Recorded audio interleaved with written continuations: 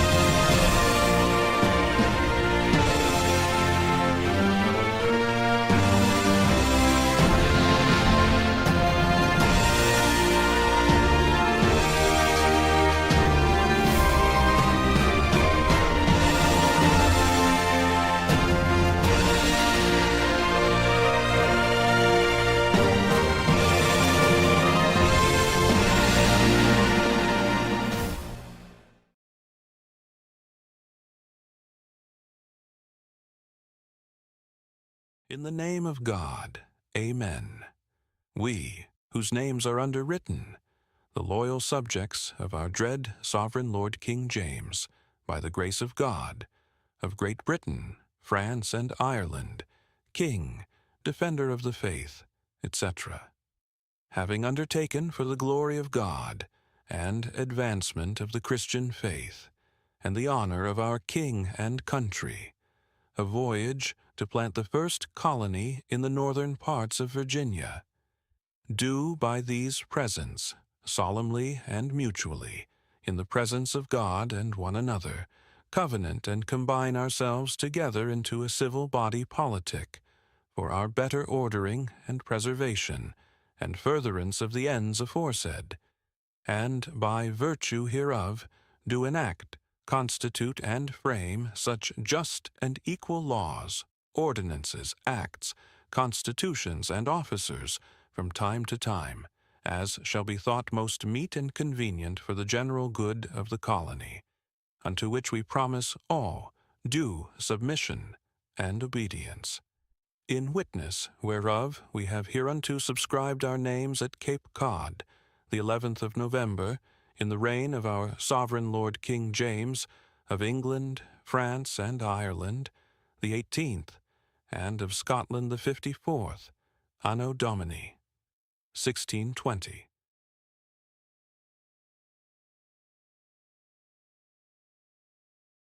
The Lord is my rock, my fortress, and my deliverer. My God is my rock, in whom I take refuge, my shield and the horn of my salvation, my stronghold. I called to the Lord who is worthy of praise, and I have been saved from my enemies. The cords of death entangled me, the torrents of destruction overwhelmed me, the cords of the grave coiled around me, the snares of death confronted me. In my distress I called to the Lord. I cried to my God for help. From his temple he heard my voice. My cry came before him into his ears. The earth trembled and quaked, and the foundations of the mountains shook. They trembled because he was angry. Smoke rose from his nostrils. Consuming fire came from his mouth. Burning coals blazed out of it. He parted the heavens and came down. Dark clouds were under his feet. He mounted the cherubim and flew.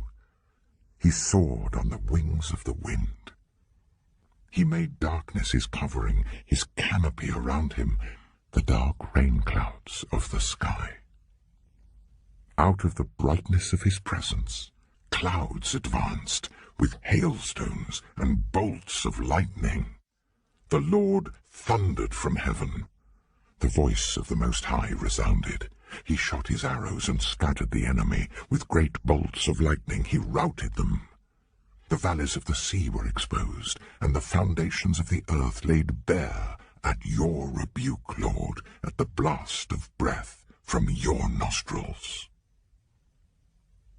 He reached down from on high and took hold of me. He drew me out of deep waters. He rescued me from my powerful enemy, from my foes who were too strong for me. They confronted me in the day of my disaster, but the Lord was my support. He brought me out into a spacious place. He rescued me because he delighted in me.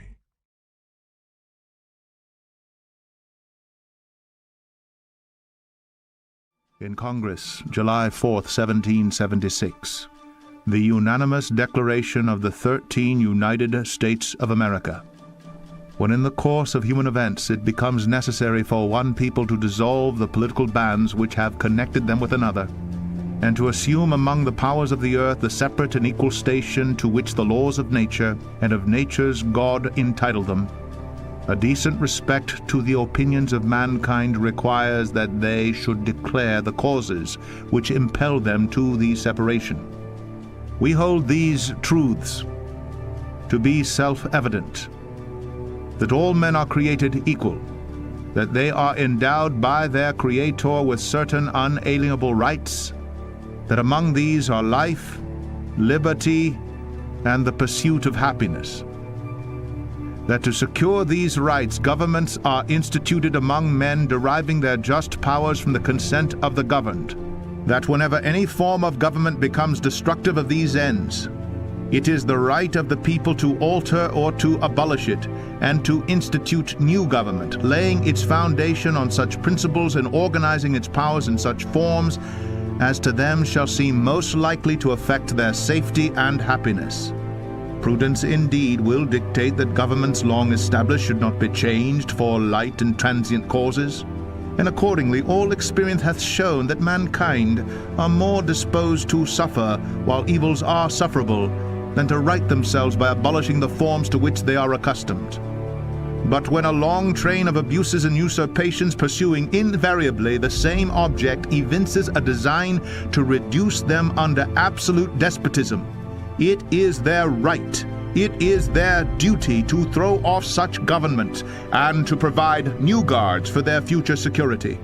Such has been the patient sufferance of these colonies, and such is now the necessity which constrains them to alter their former systems of government.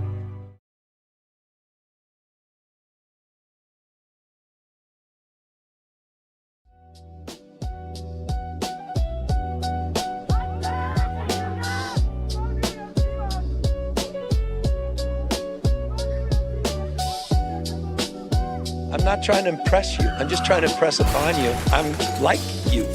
I'm no better than you. You know, I'm a 960 SAT guy.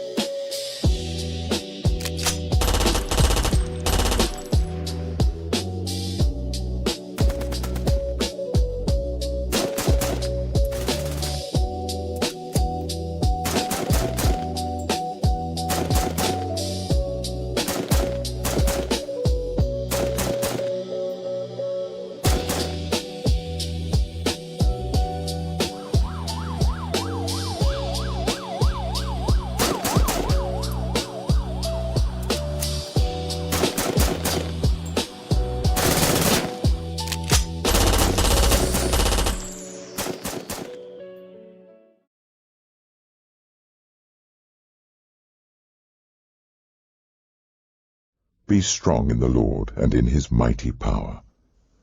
Put on the full armor of God, so that you can take your stand against the devil's schemes. For our struggle is not against flesh and blood, but against the rulers, against the authorities, against the powers of this dark world, and against the spiritual forces of evil in the heavenly realms.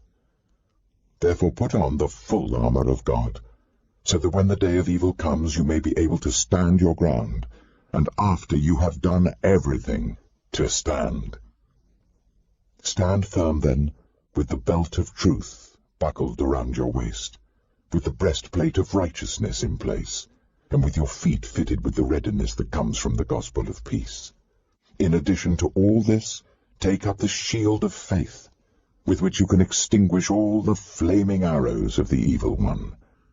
Take the helmet of salvation and the sword of the Spirit, which is the word of God. And pray in the Spirit on all occasions, with all kinds of prayers and requests. With this in mind, be alert.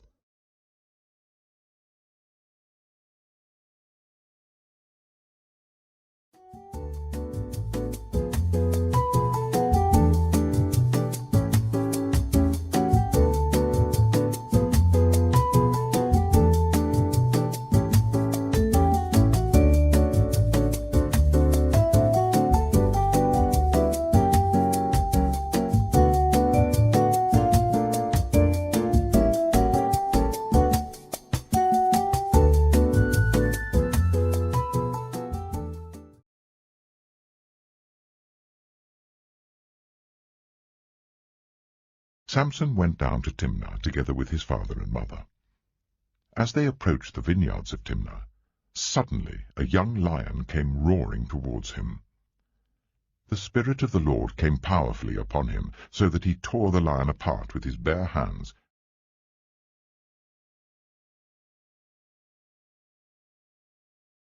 I've served this country for 14 years in the Congress, and before that in the service. I have just as high a devotion, just as high an opinion. What I downgrade, Mr. Nixon, is the leadership the country's getting, not the country. Now, I didn't make most of the statements that you said I made. I believe the Soviet Union is first in outer space. We may have made more shots, but the size of their rocket thrust and all the rest. You yourself said to Khrushchev, you may be ahead of us in rocket thrust, but we're ahead of you in color television, in your famous discussion in the kitchen. I think that color television is not as important as rocket thrust. Secondly, I didn't say we had the worst slums in the world. I said we had too many slums, and that they are bad, and we ought to do something about them, and we ought to support housing legislation, which this administration has opposed. I didn't say we had the worst education in the world. What I said was that 10 years ago, we were producing twice as many scientists and engineers as the Soviet Union, and today they're producing twice as many as we are, and that this affects our security around the world. And fourth, I believe that the polls and other studies and votes in the United Nations, and anyone reading the paper and any citizen of the United States must come to the conclusion that the United States no longer carries the same image of a vital society on the move with its brightest days ahead as it carried a decade or 2 decades ago. Part of that is because we've stood still here at home, because we haven't met our problems in the United States, because we haven't had a moving economy.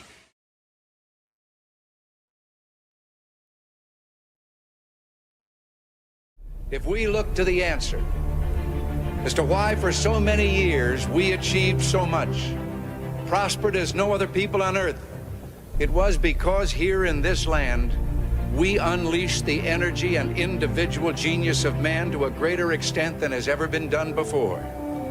Freedom and the dignity of the individual have been more available and assured here than in any other place on earth. The price for this freedom at times has been high, but we have never been unwilling to pay that price. Those who say that we're in a time when there are no heroes, they just don't know where to look. The sloping hills of Arlington National Cemetery, with its row upon row of simple white markers. Under one such marker lies a young man, Martin Treptow, who left his job in a small-town barber shop in 1917 to go to France with the famed Rainbow Division. There on the Western Front, he was killed trying to carry a message between battalions under heavy artillery fire. We're told that on his body was found a diary.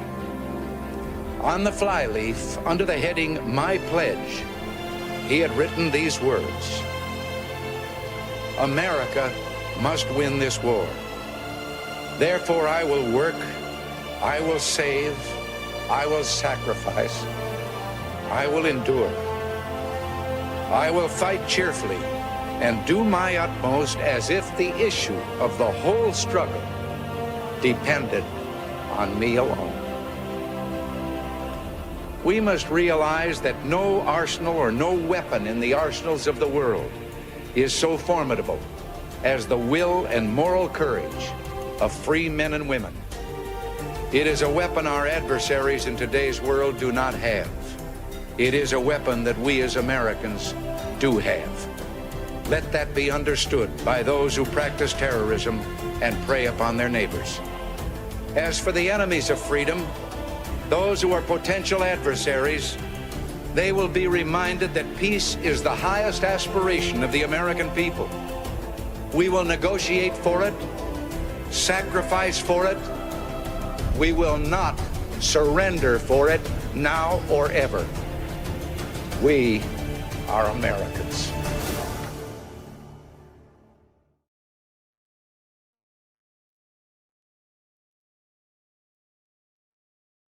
Soldiers, sailors, and airmen of the Allied Expeditionary Force, you are about to embark upon the great crusade toward which we have striven these many months. The eyes of the world are upon you.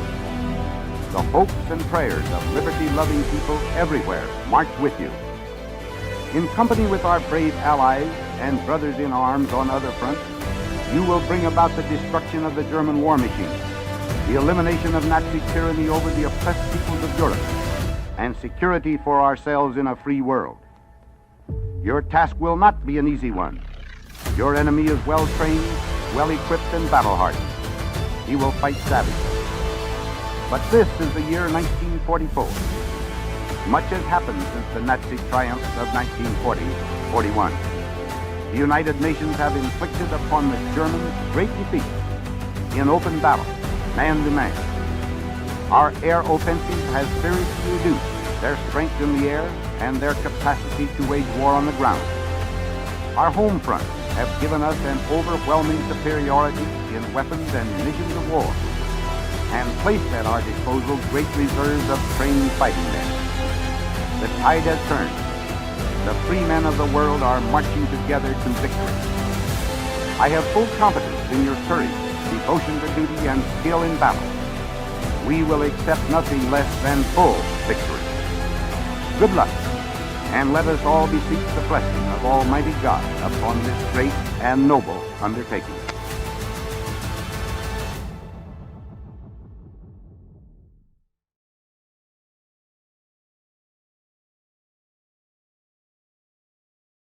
The Lord is with me. I will not be afraid. What can mere mortals do to me? The Lord is with me. He is my helper. I look in triumph on my enemies. It is better to take refuge in the Lord than to trust in humans. It is better to take refuge in the Lord than to trust in princes.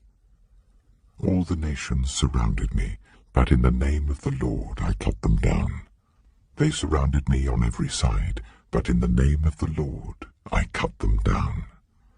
They swarmed around me like bees, but they were consumed as quickly as burning thorns. In the name of the Lord I cut them down. I was pushed back and about to fall, but the Lord helped me. The Lord is my strength and my defense. He has become my salvation.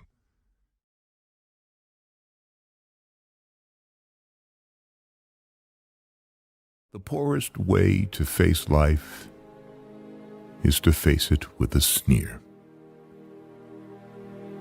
There are many men who feel a kind of twisted pride and cynicism. There are many who confine themselves to criticism of the way others do what they themselves dare not even attempt. There is no more unhealthy being, no man less worthy of respect than he who either really holds or feigns to hold an attitude of sneering disbelief toward all that is great and lofty, whether in achievement or in that noble effort which, even if it fails, comes to second achievement. It is not the critic who counts, not the man who points out how the strong man stumbles. or where the doer of deeds could have done them better. The credit belongs to the man who was actually in the arena, whose face is marred by dust and sweat and blood, who strives valiantly, who errs, who comes short again and again. Because there is no effort without error and shortcoming. But who does actually strive to do the deeds?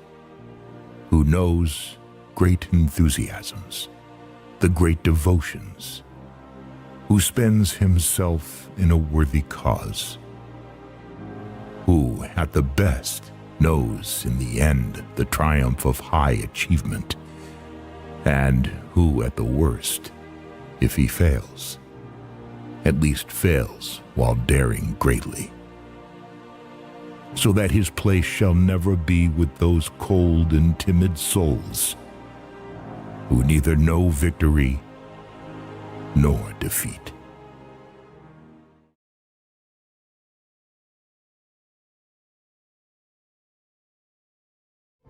Too many of us think it is impossible. Too many think it is unreal. But that is a dangerous, defeatist belief. It leads to the conclusion that war is inevitable, that mankind is doomed, that we are gripped by forces we cannot control. We need not accept that view. Our problems are man-made, therefore they can be solved by man, and man can be as big as he wants. No problem of human destiny is beyond human beings. Man's reason and spirit have often solved the seemingly unsolvable, and we believe they can do it again. Surely the opening vistas of space promise high costs and hardships, as well as high reward. So it is not surprising that some would have us stay where we are a little longer, to rest, to wait. But this city of Houston, this state of Texas, this country of the United States was not built by those who waited and rested and wished to look behind them. This country was conquered by those who move forward, and so will space. We choose to go to the moon in this decade and do the other thing, not because they are easy, but because they are hard. Because that challenge is one that we're willing to accept. The energy, the faith, the devotion which we bring to this endeavor will light our country and all who serve it. And so, my fellow Americans, ask not what your country can do for you, ask what you can do for your country.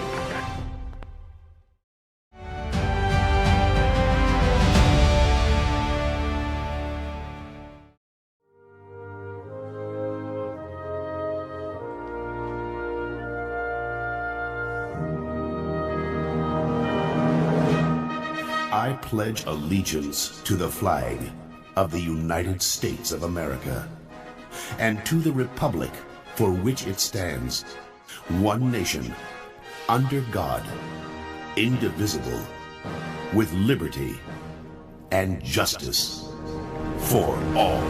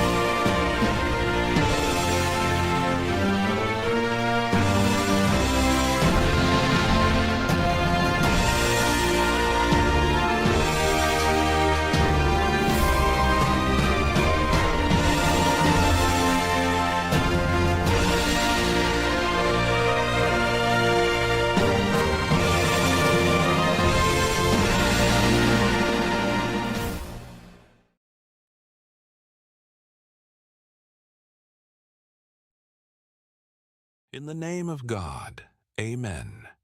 We, whose names are underwritten, the loyal subjects of our dread sovereign Lord King James, by the grace of God, of Great Britain, France, and Ireland, King, Defender of the Faith, etc., having undertaken for the glory of God and advancement of the Christian faith, and the honor of our King and country, a voyage to plant the first colony in the northern parts of Virginia, do by these presents, solemnly and mutually, in the presence of God and one another, covenant and combine ourselves together into a civil body politic, for our better ordering and preservation, and furtherance of the ends aforesaid, and by virtue hereof do enact, constitute, and frame such just and equal laws, ordinances, acts, constitutions, and officers, from time to time, as shall be thought most meet and convenient for the general good of the colony, unto which we promise all due submission and obedience. In witness whereof we have hereunto subscribed our names at Cape Cod, the 11th of November, in the reign of our sovereign Lord King James, of England, France, and Ireland, the 18th, and of Scotland the 54th, Anno Domini, 1620.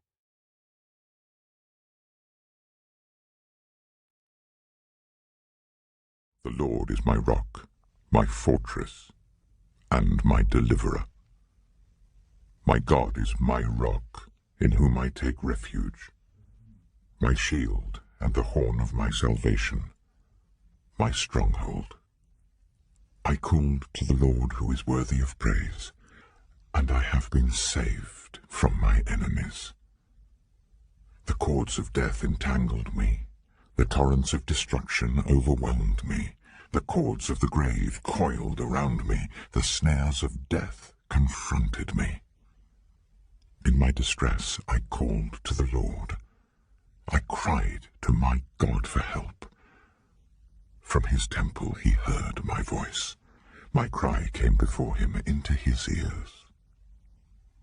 The earth trembled and quaked, and the foundations of the mountains shook. They trembled because he was angry. Smoke rose from his nostrils. Consuming fire came from his mouth. Burning coals blazed out of it. He parted the heavens and came down. Dark clouds were under his feet. He mounted the cherubim and flew. He soared on the wings of the wind. He made darkness his covering, his canopy around him, the dark rain clouds of the sky. Out of the brightness of his presence, clouds advanced, with hailstones and bolts of lightning. The Lord thundered from heaven. The voice of the Most High resounded. He shot his arrows and scattered the enemy. With great bolts of lightning he routed them. The valleys of the sea were exposed, and the foundations of the earth laid bare at your rebuke, Lord, at the blast of breath from your nostrils. He reached down from on high and took hold of me. He drew me out of deep waters. He rescued me from my powerful enemy, from my foes who were too strong for me. They confronted me in the day of my disaster, but the Lord was my support. He brought me out into a spacious place. He rescued me because he delighted in me.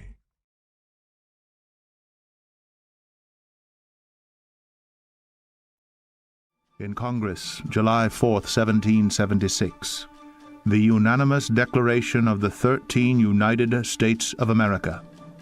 When in the course of human events it becomes necessary for one people to dissolve the political bands which have connected them with another, and to assume among the powers of the earth the separate and equal station to which the laws of nature and of nature's God entitle them, a decent respect to the opinions of mankind requires that they should declare the causes which impel them to the separation.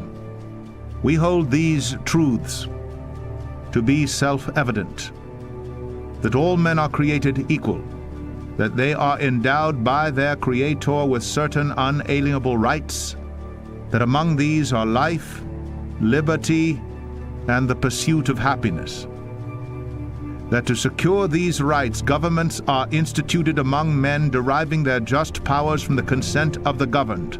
That whenever any form of government becomes destructive of these ends, it is the right of the people to alter or to abolish it, and to institute new government, laying its foundation on such principles and organizing its powers in such forms as to them shall seem most likely to affect their safety and happiness.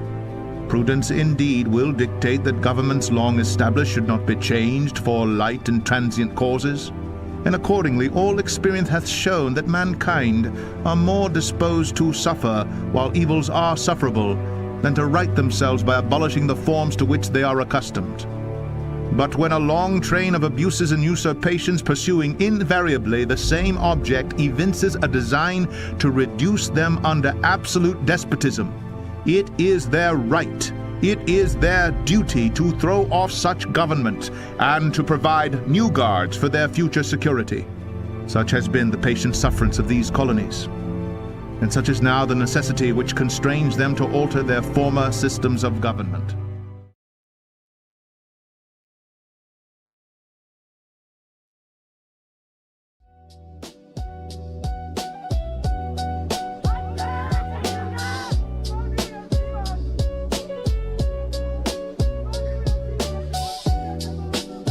I'm not trying to impress you. I'm just trying to impress upon you. I'm like you. I'm no better than you. You know, I'm a 960 SAT guy.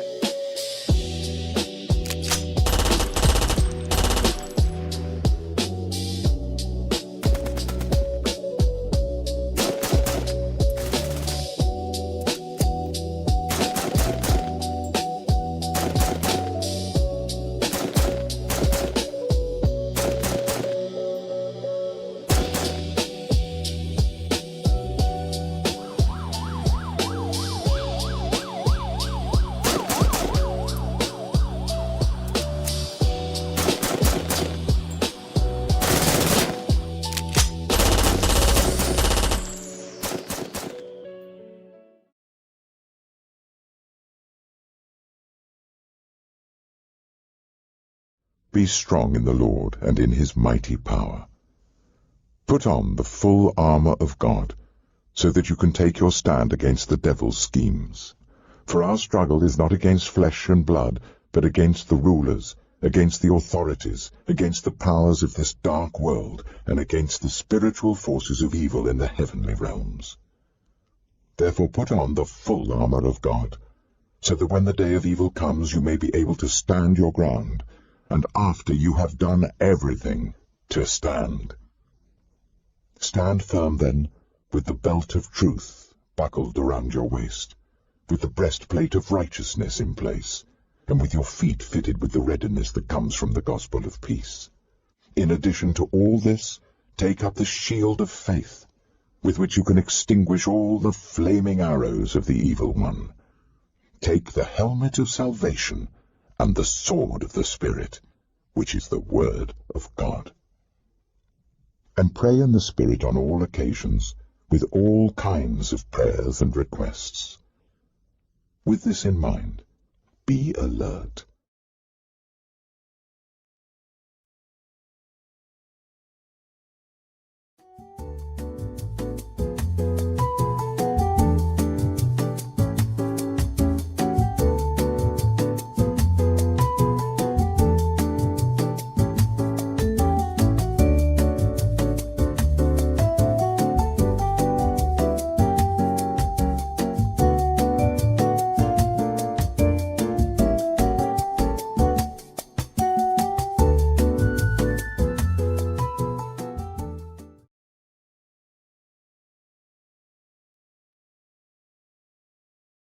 Samson went down to Timnah together with his father and mother. As they approached the vineyards of Timnah, suddenly a young lion came roaring towards him. The Spirit of the Lord came powerfully upon him, so that he tore the lion apart with his bare hands,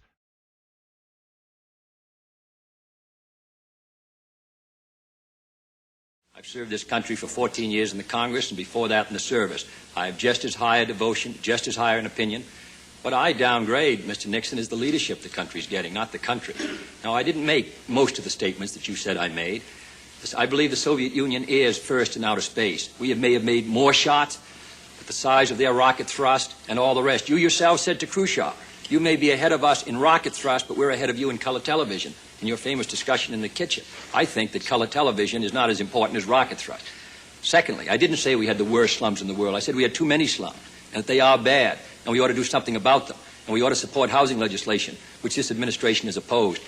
I didn't say we had the worst education in the world. What I said was that 10 years ago, we were producing twice as many scientists and engineers as the Soviet Union, and today they're producing twice as many as we are, and that this affects our security around the world.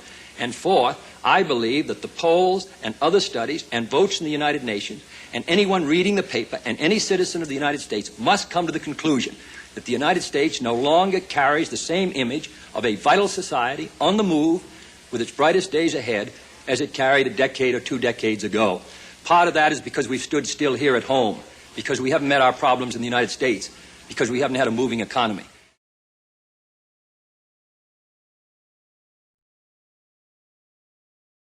If we look to the answer as to why for so many years we achieved so much, prospered as no other people on earth, it was because here in this land we unleashed the energy and individual genius of man to a greater extent than has ever been done before.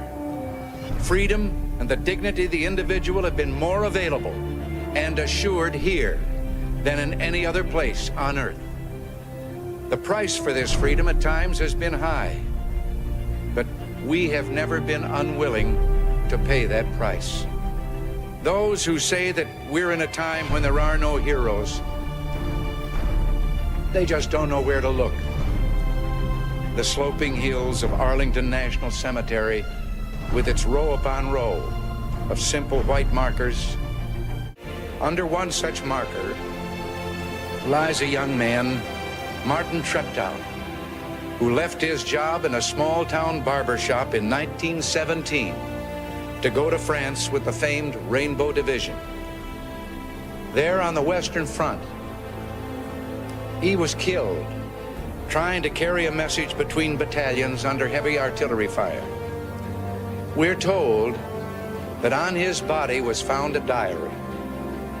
On the flyleaf, under the heading, "My Pledge," he had written these words: "America must win this war. Therefore I will work, I will save, I will sacrifice, I will endure.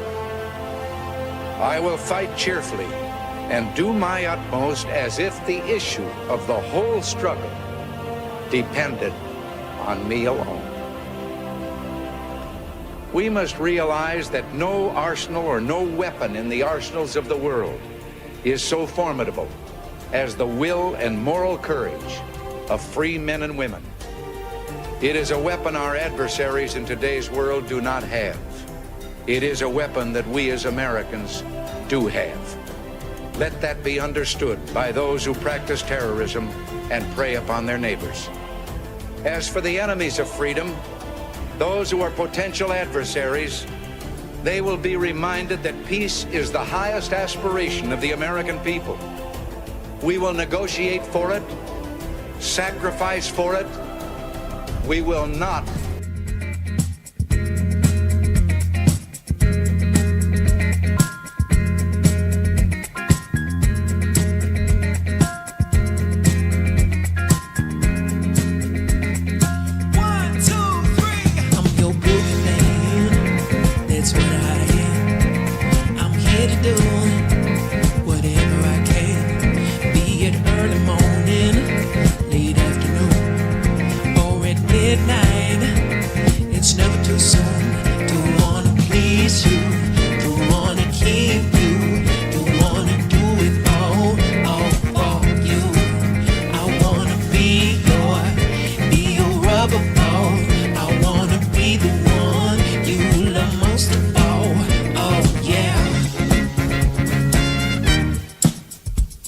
I'm your boogeyman, turn me on.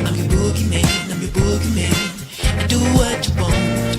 I'm your boogeyman. I'm your boogeyman. Turn me on. I'm your boogeyman. I'm your boogeyman. I do what you want. I'm your boogeyman. That's what I am. I'm here to do whatever I can. Be it early morning, late afternoon, or at midnight. Oh, it's never too soon. Don't wanna take you, don't wanna hold you. I wanna give my all to you.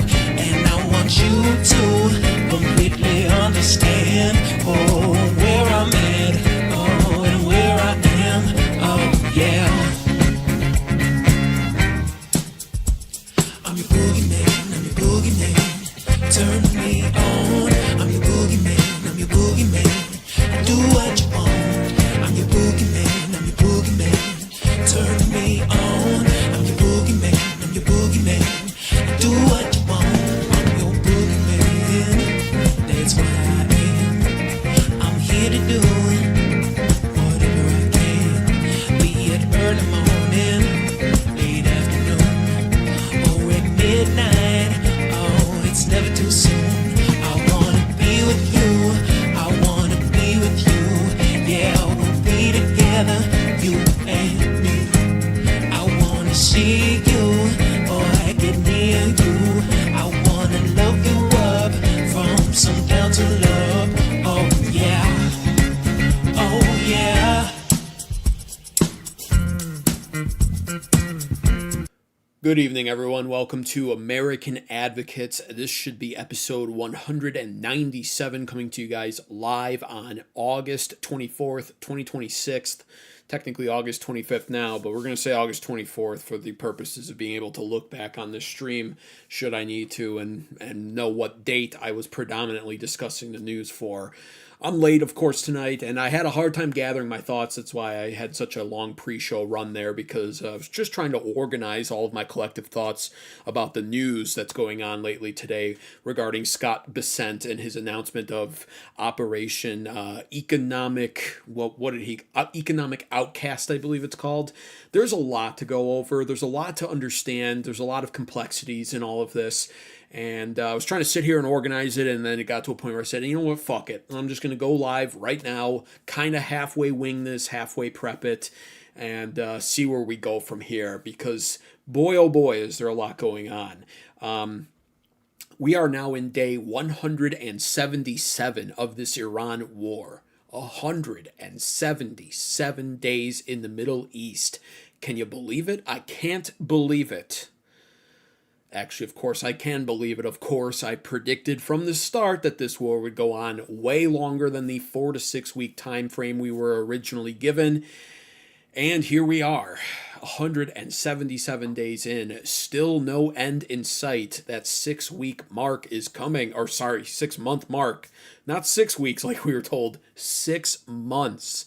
No end in sight, and more news, more of the latest developments being announced today that, again, just suggest that this war could go on for quite a while longer. The war continues to lose popularity with Americans, and there's still no end in sight, and there's not even really an effort to end it now. It just keeps going. Not only is it losing popularity with Americans in general, but even with Republicans. Support for this war has now dropped 8 points since the month of March. I want to show you guys this right here. I have this one pulled up. Make sure I got it clicked up for both the vertical right here. You can see what's happening right here. Support for U.S. military action against Iran was already low back in March of this year at just 37%. Now you fast forward to what is the end of August now, and it's at just 31%. What we're seeing is, even with Republicans, their backing and overall support for this war has dropped from what started at 77%, and it's now down to 69%. And this is significant because now what we're seeing is, even with Trump's base, even with the Republicans, with some of MAGA for that matter, we are beginning to see that not only are they losing interest, not only is MAGA losing interest, the Republicans losing interest in the Iran war, but they're getting fatigued by it and souring on it even. In addition to all of that, 83% of Americans as of right now believe that this war will continue for an extended period of time. And the latest phase of the war basically has been launched today. And that leads me to what we're really going to get into today and what I've already made videos describing basically, or analyzing and making, predictions off of. And that is Scott Bessent's announcement. Because now we are entering what seems to be this new stretch of the Iran war. Make no mistake about it. This Iran war is in its end game, as I've been explaining multiple times here on this channel. We're in the end game of this war. I've also warned, of course, every time I've said that the end game in the Middle East doesn't mean that the war is coming to an end anytime soon. It doesn't mean that it's all over with. It just means the war, the result, the outcome of the war has already been decided. One side is going to be very clearly victorious. The other side is very, very clearly going to take an L. And unfortunately, the historical precedent in this Middle East region is that these empires that go to wage war in these regions always wind up doing so to their detriment. They wind up losing inevitably, and then failing to admit or recognize that loss, they go all in even further, which is why I've always likened the Middle East region to that of quicksand, because seemingly every empire, most countries that try this shit in the Middle East wind up not only losing, but unwilling to recognize the loss. They go in deeper and they sink in deeper, and then the empire crumbles. So we're in this phase now, in this end game of the Iran war, and it's entering a new stretch born out of the unwillingness of the United States to recognize what kind of circumstance it's currently in. And so now we're seeing economic warfare, the latest test run of the Trump administration in the Middle East, with this whole Operation Economic, what did they call it again? Operation Economic Outcast. That's what it's called. We're seeing this now as the latest seemingly test run being presented by the Trump administration. Can't get the results you want in the Middle East? Don't worry about it. It looks like it's going to wind up being an economic warfare, and it's sort of like the perfect circumstance to basically justify continuing this further and further beyond where it should go. So we're going to break that down tonight. Be sure to like the stream if you haven't already. Double tap your phone screens. Hit the thumbs up button. It's free to do, and it does encourage YouTube's algorithm to push this show out to more people who need to see this kind of content, this kind of truth. Also, of course, be sure to subscribe if you haven't already. Turn on post notifications so you're notified every single time I go live, which is most nights of the week. It's looking like the algorithm is not going to be kind to me tonight, so I could use your guys' support. Double tap those phone screens, hit the thumbs up button. It's free, and it does tremendously help the channel. Getting on with the story, Scott Bessent wound up announcing the plans, detailing the plans today for Economic D-Day, what President Donald Trump has been hinting at now for, truthfully over a week when it comes to Iran. It's now being referred to as, like I said, Operation Economic Outcast, and this is essentially what Scott Bessent had to say in the announcement of all of this. Take a listen to this.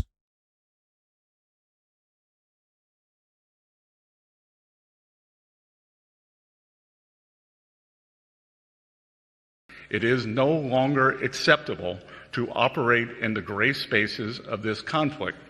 Countries cannot claim they are blind to enabling this activity. Iran's enablers purchase, transport its petroleum. They facilitate the flow of its finances through exchange houses and free trade zones. They welcome Iran's flights and maintain registries on its behalf. They turn a blind eye to seaborne fuel transfers and overland transits. They condone illicit use of their banks, all the while concealing the extent of their complicity. The president is making phone calls to world leaders with specific requests to cease their interactions with the regime. We are already seeing results. Over the weekend, comments from Iranian leadership clearly acknowledged the effect of this campaign, and nations that facilitate any interactions with the regime should quickly heed our message. Those who stand with the United States will reap the rewards of our partnership. Those who tether themselves to the Iranian regime should expect to share in the isolation of a withering regime. So a lot was said there. Now, he wound up going on to break down the plans of the sanctions, and they're now looking into sanctioning everything from gold to anything else you can imagine. There's 5 different succinct categories of these sanctions: gold, oil, of course, and other material goods that are, on cargo ships in the Middle East, purchased by Iran, sold by Iran, what have you. Why I played that clip particularly, though, is because it really does get into the complexities of the problems that the United States is going to be facing in trying to impose these sanctions. What I've warned about on this channel when it comes to the leverage of all of the nations involved, what it means to actually try to impose these sanctions on Iran, and how China is going to be a big hindrance to that, what I predicted has ultimately already shown itself to be coming to pass.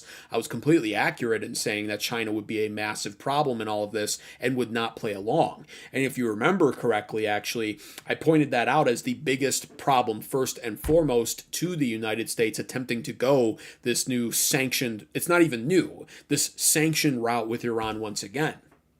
If you'll recall, actually, I wound up saying this is how this works. China is the largest customer to Iran. And I pointed out that in the past, this was sort of the notion that many people are familiar with. Most people are familiar and they understand this sort of dynamic globally between China and Iran, and they understand that China purchases so much of this Iranian oil. 80 to 90% of Iranian oil is exported to China, purchased by China, and so. With this understanding, you've heard this misnomer from people, from MAGA cultists particularly, who will tell you that Trump is playing 5D chess against China. It's just not true. China is not only not suffering from this, but they're poised to actually benefit tremendously as a result of it. And what we're seeing is this dynamic play out here where President Donald Trump has gotten himself involved in this war that is a foolish war. It's an unwinnable war. Nothing is going well for the United States in the Middle East. We have achieved none of our goals in the region, and we have spent a fortune trying to. Iran is no less of a nuclear threat than they were at the start of this war, if they were ever a nuclear threat to begin with. Iran has plenty of ballistic missiles, and the factories in which they produce them have not been destroyed or eradicated.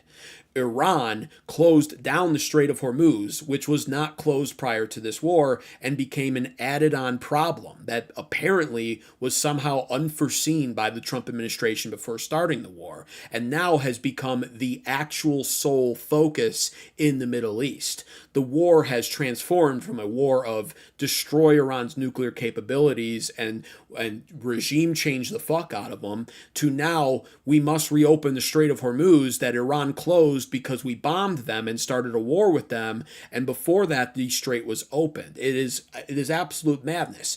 And we are blowing through high-grade munitions, which are expensive and take forever to reproduce, and we have depleted our defensive capabilities severely so, to the point of where U.S. military forces are reporting that they have to now actively choose to let some of Iran's ballistic missile strikes hit targets or fly in and at least hit anywhere near the target, rather than actively shooting them down, because we are running painfully low when it comes to Patriot interceptor missiles, for instance.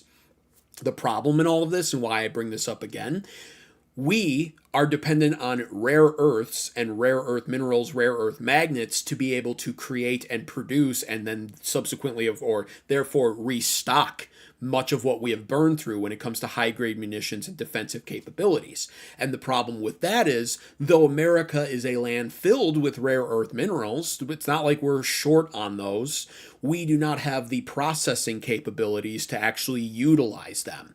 America, for some inexplicable reason over the last 25 years, despite starting all of these stupid Middle East wars where you're literally dependent on these more, decided not to go all in on the processing of rare earth minerals and decided to cuck ourselves to China like we were doing with everything else production and manufacturing wise throughout the 90s and even late 80s.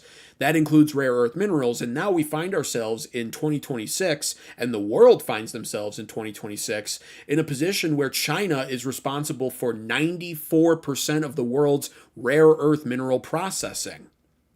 And we need that in order to replenish all of the munitions we're burning through. So if you come to this complete understanding, what I broke down on the last episode regarding this whole sanction warfare against Iran, just recognize what that means. And to break it down simply for you, we attempt to impose sanctions on Iran's oil predominantly and other resources. Scott Bessent talked about gold and a whole slew of categories today, but oil is the main one. It just is. China buys 90% of Iran's oil, at least 80% from what I'm seeing. 80 to 90%, largest customer of Iran by far. Our sanctions will then possibly hurt China.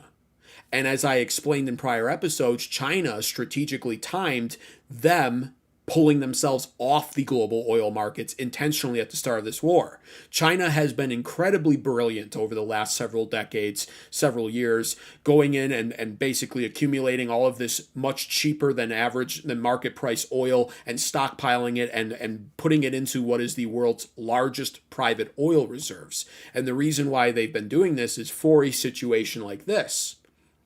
Understanding, like Iran and so many other countries have, that this war was just inevitably going to happen because the United States is cucked to Zionist interests, and people like Benjamin Netanyahu have been pushing for this war with Iran by the United States for the better part of 3 decades.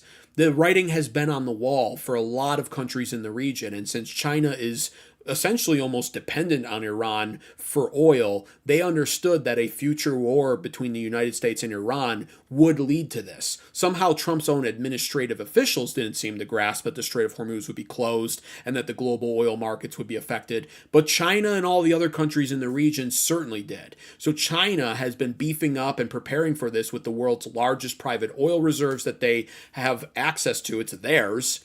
And they've been waiting for this moment to do what they ultimately did. And while MAGA cultists were, of course, and by MAGA cultist, I am a conservative, mind you, but by MAGA cultists, I mean the uninformed and the Trump sycophants who at this point still support him without questioning any of it. They were the ones celebrating the fact that the oil futures markets were not reacting as in volatile of a fashion as you'd expect. Because some people were sort of accurately stating that this could cause the price of oil per barrel to shoot up to $200. That hasn't happened yet and never wound up happening. And it's the MAGA cultists that will go online and they'll say, see, Trump is a genius. You shouldn't be a panicking. The reason why, and I'll say this every time because people need to hear this, the reason why that didn't happen is because China, one of the largest consumers and customers of oil globally, took themselves off the global oil markets at the start of this war to lean on their largest private oil reserves in existence that any country has access to. And they did this because over the course of the last several years, however long, they've been slowly building those oil reserves and filling them up with cheaper than market value oil. From countries actually, China was involved in Venezuela for a reason. That's why I was in favor of the Venezuelan operation by Trump, actually. That's an example of good foreign policy, and it needed to happen, and I'm grateful that it did. Iran is an example of bad foreign policy, the worst kind of foreign policy. But the reason why, and I explained this in greater detail last episode, I won't do it again for the sake of time and not being redundant. China, the reason why they've been preparing for this and did what they did is because China has been, since the year 2020, they've been going through their version of a 2008 housing market crisis. Our housing market crisis. And China was going through that deliberately to basically reset their economy and what it's stimulated by and how it functions. China is seeking to escape the real estate debt model of their economy and what it was built off of and move towards more of a production and manufacturing type economy. So they've deliberately allowed for the collapse of their real estate markets by intentionally deflating it and refusing to bail out large real estate companies that are going under as a result of it. They're no longer interested in that model, economically speaking. They're interested in production and manufacturing because of the AI boom. China is willing to use robots to replace their workers largely, and they're developing and leading the way in many ways in robotics and AI development. And they will be using that in their factories and their manufacturing sectors to beef up their production, banking on becoming the country in the future that the entire world relies on for making their goods. We, the United States, in the 80s and 90s especially, were sort of the catalyst for that. We were the jumpstart to China identifying this as the future. And now AI is here in the form of a fourth industrial revolution that will make that possible for China to really go all in on it, which is what they're doing. But as a result, their economy is incredibly soft right now and vulnerable. So high-priced oil as a result of this Iran war doesn't serve their interests, which is why they took themselves off the oil markets as a customer. And that's why the oil markets didn't respond in such a volatile manner like some were predicting, not because of anything Trump did, but because demand didn't skyrocket or stay as high as a result of one of the largest customers globally of it taking themselves off the market and wisely dipping into their oil reserves that has been built up over the years through their accumulating cheaper, already below market value priced oil. That's what China's been doing. They're now ready to come back on the market, and they've been coming back on, which will be quite the shock to the oil markets. So get ready for that first and foremost. But then secondly, also understand that as a result of that, and as a result of the culmination of them looking to buy oil globally again and leaning on Iran heavily to do so, Iran sells 80 to 90% of their oil goes to China. Well, China will now be, in their own interest, seeking to maximize all of their relationship with Iran and keep them safe in some ways. So the sanctions now, they actually do threaten China potentially. However, all of this was to lead up to what I was reminding everybody. We have burned through these munitions and our defensive capabilities, and my other prior episode went into the details of that. We need the rare earth magnets and minerals that China is responsible for 94% of the world's processing of, including America. So the leverage is just not there for President Donald Trump to weaponize these sanctions, or for Scott Bessent even. So with that in mind, China has now already publicly stated they're not going to recognize the sanctions. Over in China, they have created literal laws that prohibit their companies from abiding by U.S. sanctions and punishes the companies strictly with fines, I believe, massive fines. So essentially, any Chinese company that imposes or enforces U.S. sanctions not only pays more money technically by doing so, but then gets fined by the Chinese government in addition to it for abiding by U.S. sanctions. So China has said no to the U.S. sanctions. This is part of the problem. This is what I warned about on this channel, and that's despite that. You would think the Trump administration doesn't watch American advocates. I mean, I'm putting out the information for free. You would think that they don't watch it for some reason. They should be watching this channel. And so should you. You should subscribe right now and like the stream. Double tap your phone screens. Hit the thumbs up button. It's free to do. And it encourages YouTube's algorithm to push the show out to more people who need to see this. So that was what I had mentioned. And now what we're seeing with Scott Bessent in that first clip I played there is essentially him admitting that there is a massive chink in the armor. Because let's go back to it. Again, this is what he had to say here. Just take a listen to how he breaks this down, this news. I'm going to play it for you guys once again.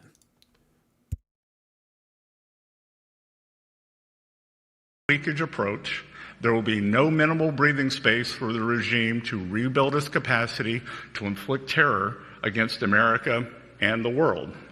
The final refuge of this regime is a mistaken conclusion of nations that still finance the Iranian threat in the hopes of evading it. It is no longer acceptable to operate in the gray spaces of this conflict. Countries cannot claim they are blind to enabling this activity. Iran's enablers purchase, transport its petroleum. They facilitate the flow of its finances through exchange houses and free trade zones.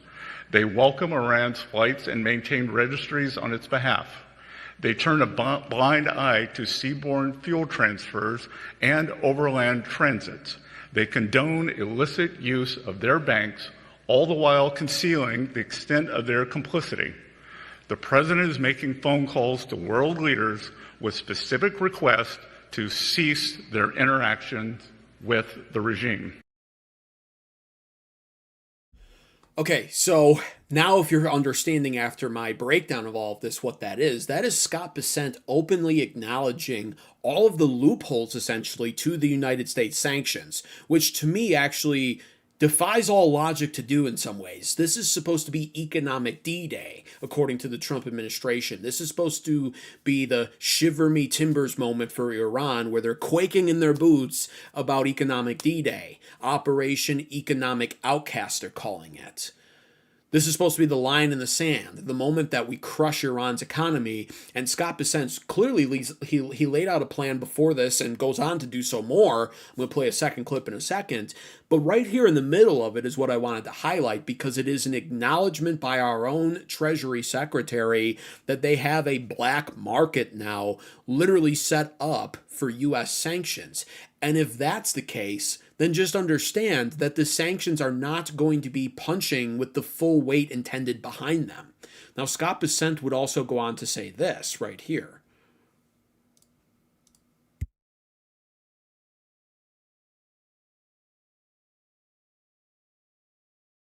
Of those institutions targeted here, is that something that is coming in this campaign, or is the very delicate trade truce with China something that could prohibit you from going that far and taking that very big step?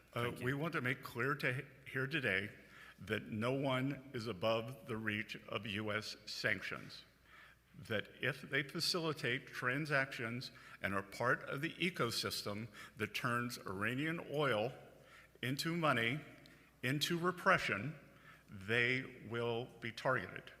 We find that the best way to engage with countries is through quiet diplomacy, and we are level setting with every country to tell them our expectations. We know who they are, they know who they are, so when the hammer of U.S. Treasury actions falls upon them, they will have no one to blame but themselves. So they're calling it out. Scott Bessent goes on to call this out and essentially just, again, acknowledge the fact that all of these countries, or many of them in the Indo-Pacific, or especially in the Middle East, have developed these entire systems, these black markets, to bypass U.S. sanctions. And he's calling out the fact that they are recognizing that China doesn't seem really all that keen on playing nice and abiding by the U.S. sanctions and enforcing them on Iran. So he says they won't be spared. But as I just spent the last 10 minutes breaking down for everybody here, there's a massive issue with that. We don't have that kind of leverage over China, not in actuality. They provide and produce way too much for us, and we are way too dependent on China for us to be able to then weaponize and threaten with, secondary sanctions, which in many ways is essentially what Scott Bessent's speech was about today. We already knew the sanctions were coming. In fact, we've been sanctioning Iran, truthfully, since around November 1979. We've been sanctioning them for almost 50 years. This is nothing new when it comes to Iran or many Middle Eastern countries. These sanctions are literally not new. So the sanctions are not all that surprising. Neither are secondary sanctions for that matter. But when you really listen to the speech, what Scott Bessent's speech really is about the anticipation of none of these countries taking the sanctions seriously, and therefore he goes up there and essentially threatens secondary sanctions on all of the countries that won't listen. So the speech itself is self-defeating. It's essentially a speech of, well, we want to wage economic warfare against Iran now, since we clearly recognize militarily we can't stop them from doing what they're doing and we can't defeat them. boots on the ground is political poison. We can't just nuke them because that'll turn the United States into a global pariah. So now we're going to go the economic route. It's what Scott Bessent was brought into the Trump administration to do. And if you've ever read about the history and backstory of Scott Bessent, then you understand he actually is, on paper, good at this job for the most part. This idea is just idiotic, however. And I don't know if Scott Bessent will be able to turn chicken shit into a chicken sandwich, but that's essentially sort of the job that he's been given. And his speech reads as that. It's basically, these sanctions, we know they're not going to work because other countries won't abide by them and enforce them on Iran. So we'll be basically enforcing secondary sanctions on the countries who are too rebellious to abide by them. It's a self-defeating speech then, basically. That's my gripe with it. Now, here's the other problem. And there's multiple problems with this that I wanted to go over here. First of all, I'm going to get into a little bit more of the nitty-gritty of the black markets, the bypasses and all of this to explain why these sanctions won't work further than I've already have in prior episodes. Again, you should like the stream right now, double tap your phone screen to hit the thumbs up button. You won't get a better analysis anywhere else on YouTube. Subscribe, of course, for more content like this too, because I have talked about this already and predicted we would wind up in this position, and here we are. And I'm feeling more and more vindicated after listening to Scott Bessent's speech. So the black market's a problem. Here's another problem that I want to address right off the bat. Iran is not Cuba. And this really is what came to mind throughout all of this. What we're doing with Cuba is a lot different than what we are capable of doing with Iran. We can sanction Cuba and cut them off from the rest of the world. Unlike with Iran.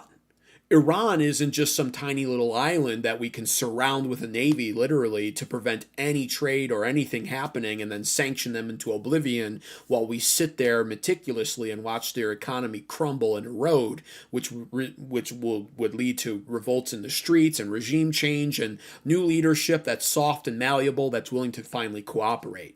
In a perfect world, that's what Israel wants to happen to Iran, and they're trying to use us as their Shabbos Goy to accomplish that. But Iran is a massive nation filled with over 90 million people, a large military. It's defended on three sides by mountains. It's impervious to being breached, basically, for that reason. They're being funded by multiple countries that are essentially their neighbors, like China and Russia, and they're not an island, so we can't surround them. We can't cut them off from the rest of the world. If we shut down the Strait of Hormuz, which we have sort of done, but they've done it too, they have the Caspian Sea to their north. And it's not a perfect answer, and it's nowhere near a perfect answer. It's not actually even enough to make up for the Strait of Hormuz traffic, but it's a bypass that's being used. They have railroads that they've built across their country, some of which lead to the Caspian Sea for this purpose as well. And every time the United States has tried to stop that by blowing up part of the railway, China or Russia, I believe it's China though, they literally come down and repair it. They've been helping sustain Iran throughout this war, the same way the United States has been helping Ukraine sustain its war against Russia. Ukraine has no hope of winning, but Ukraine is being used as a proxy by the United States to wage war against Russia. Iran is now being used as a proxy by China and Russia to some degree. You can understand why Russia would be bitter with the United States right now with the Ukraine thing. So China and Russia are using Iran as a country that is powerful enough to not be able to be defeated quickly by America, but probably not powerful enough in the long run to be able to sustain any war against America's might without the backing of other countries. And that's what China and Russia are doing. They're using Iran as their proxy against America the way we use Ukraine as our proxy against Russia. The Caspian Sea helps them out in this effort, the railways, etc., like I said, and it's too large of a nation. So because we can't do that, we can't choke them off from the world like we can with Cuba, the sanctions can be bypassed because the black markets and the bypasses have already been set up.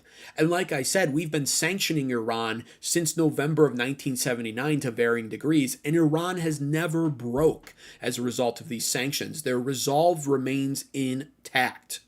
They have never broke. We have never been able to get the result out of them that we want. We've been sanctioning them since 1979, And our politicians will go on to say Iran's the number one funder of terrorism. Well, how are they funding terrorism for 50 years if they've been sanctioned for 50 years? It's because the sanctions don't work as well as we need them to. How has Iran's GDP grown despite the fact that we've been sanctioning them? Over the last 10 years, it's grown by 50%. But we've been sanctioning them into oblivion since 2015. All of this is what's happening right now. The sanctions have not been a proven success. They've actually been a largely proven failure. But moreover, and really what is important for everybody to understand here is not only is Iran not Cuba, not only can we not just cut them off from the world, and not only can we not just cut them off from the world, but we can't even stop them from bypassing our sanctions. But this is what BRICS was literally formed for moments like these. BRICS exists as a coalition of nations, an alliance. You know, Russia, Iran, China, they're some of the 3 founding members. They exist deliberately to undermine our US dollar and the global reserve currency because of these sanctions and because of us weaponizing our global reserve currency against every country that displeases us. After going around and convincing all of these countries to be on our US dollar and use it as the global reserve currency, truthfully, the only thing America needed to do after that was take a step back and purely profit off of it. Adopt the Monroe Doctrine, focus on the Western Hemisphere, and use all of the money that's coming in as a result of our dollar being the global reserve currency. Just prosper. That's all we have to do. But we can't help ourselves. We go in and we get involved and we search for monsters abroad in pursuit of slaying them, against the warnings of many of our founding fathers. And this, of course, pisses off a lot of these nations who have been sold on the idea of embracing our US dollar as the global currency, only to then find it be weaponized against them as a result every time they do something we don't like. So BRICS has been formed to undermine this slowly. And ultimately their goal is to overcome it and to conquer this. And every time the US decides to weaponize its currency as punishment, it strengthens the resolve of BRICS, as well as acts as an incentive for even more nations to take notice of all of this and ultimately decide that maybe they too should start getting involved with BRICS or looking at alternative forms of global currency in the future or ways to bypass the US dollar if needed. This doesn't do us any favors. It literally makes us even more an enemy to the rest of the world that is all dependent on our US dollar. That's one of the major problems of this. Not only do the sanctions not work, not only can we not really enforce them, but every time we even try this, it just de-incentivizes nations to stick to our US dollar. And they can't rapidly get off the US dollar system, so that's part of this too. It's not like they can just snap their fingers tomorrow and decide they're not going to use the US dollar. There's just not enough of a volume on the market or size or market set up properly for other countries to step in. There's no backup currency for that. People would point to the yuan, but you have to understand the yuan pales in comparison to the US dollar still. So they can't just immediately switch. But this keeps the fire going. It stokes the flames of the desire for that, and the moves continue to be made. They're playing a long game that most people are strategically too inept to be able to see. Thankfully, here on this channel, that's not the case. That's why you're here. That's why you should double tap your phone screens, hit the thumbs up button, and like the stream. You won't hear any information put out anywhere near like this on any other channel. And it does help encourage YouTube's algorithm to push the show out to more people who need to see this. Now, we already know that China will not recognize these sanctions. I predicted they wouldn't. They came out publicly, and I announced that on the last episode I went live on over the weekend. They made their public statement. They don't recognize it. And that's going to cut down the effectiveness of the sanctions drastically. If China, buying 90% of Iran's oil, says, actually, no, we won't abide by those sanctions, then Iran gets to sell their oil to China for a better price, essentially. Now, China is no saint, and this is what you have to understand as well. China will take advantage still of the fact that Iran is sanctioned. I believe China will still approach Iran and say, listen, you're very lucky that we're buying so much of your oil despite these sanctions, which we're now going to be facing a problem with. So you're going to sell us this oil at a cheaper price. And Iran will essentially be forced to do that because both these countries are sort of dependent on each other. China needs the oil. Iran's economy right now being choked off in the Strait of Hormuz by the Trump blockade and being battered by this entire Iran war is not walking away unscathed from this. So their economy is also dependent on the sale of oil. So they kind of need each other. But in this case right now, I would say Iran needs China way more than China needs Iran. And with that imbalance, China, despite being allied with Iran, will definitely still take advantage of them. We actually saw this model with China and Venezuela, which is again why I was so happy with the Venezuelan operation. Because China enslaved Venezuela in their classic debt trap and then went to Venezuela and said, you're going to sell us your oil for a very cheap price now, since you're sanctioned by the U.S. and nobody else would buy your shit anyway. Your disgusting sour crude. We'll buy it, but way cheaper. And that's how China works. So that's essentially what's going to happen, but it doesn't. The fact that the transaction will still occur, the fact that Iran will still sell the oil to China and China will refuse to acknowledge or abide by the U.S. sanctions already cuts down the effectiveness of the U.S. sanctions by 40 or 50 or 60% of the intended actual punch behind them. Now, Scott Bessent, of course, threatened to cut any countries off that decide to help Iran despite the sanctions by removing essentially them from having access to what is called SWIFT, SWIFT, the Society for Worldwide Interbank Financial Telecommunications. And this is essentially a secure messaging network that banks use to send payment instructions to countries that are doing business with the US dollar. And when the United States decides to cut a country off from using SWIFT, it's essentially a combination of, taking away PayPal, but deeper than that, it's almost the equivalent of trying to debank somebody. If you can imagine being an American being debanked all of a sudden, you can fathom to some degree how much of a nightmare that would be. How much of a nightmare that would be for you. All of a sudden, you don't have access to money that's sitting in your account. All of a sudden, you can't even really use that money. Everything's digital nowadays. Do you have cash on hand? Probably not. And even if you did, where are you going to store it? What are you going to do with it? And when you use it all up, what do you do then? Do you have direct deposit from your job? If so, that's going right into your bank account. Well, you've been debanked. You can't use Google Pay anymore. You can't do any of that. Google Pay sends a message, sort of, right? Sort of. It's not the perfect analogy, but it's sort of one that helps people comprehend what this means. And SWIFT was set up by the United States for this reason, and we utilize it. And this is essentially what happens. This is how the United States tries to impose these sanctions. Countries that don't abide by it risk being kicked out of SWIFT, which handles the US dollar and sends the payment instructions. It's the banking method, essentially. So cutting a country off of this really just basically cuts them off from the US dollar in general. And that is a very clear threat that Scott Bessent made today when it came to countries like China, I guess. We'll see. But countries that refuse to abide and continue to support Iran by buying or purchasing their goods and oil.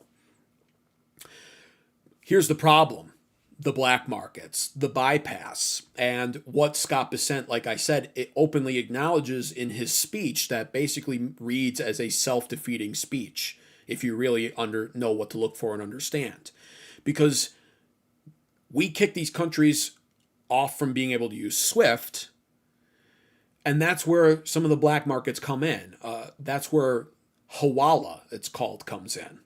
Now, Hawala is an ancient informal, keyword, value transfer system, and it's been around for centuries. I actually was doing research on this today. Let me see, I didn't have it fully prepared or pulled up here.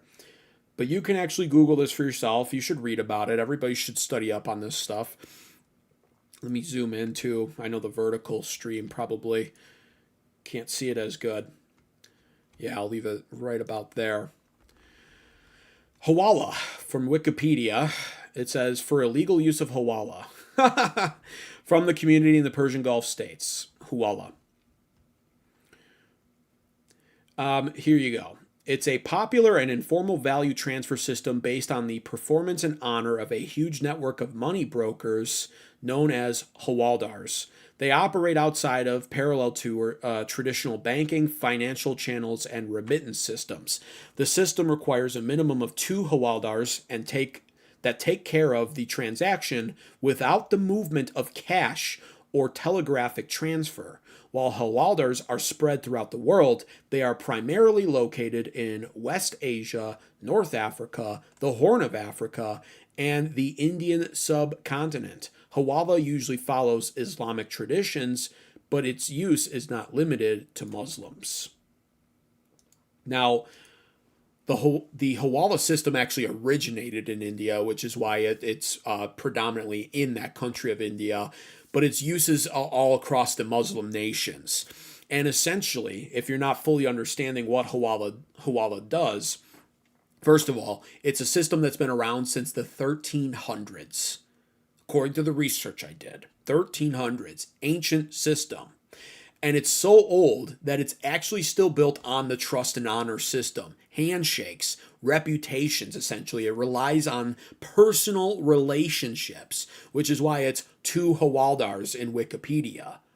Two hawaldars, those are witnesses, essentially. It's to double down on the ethics, on the eyewitness accounts. It's to keep everything ethical.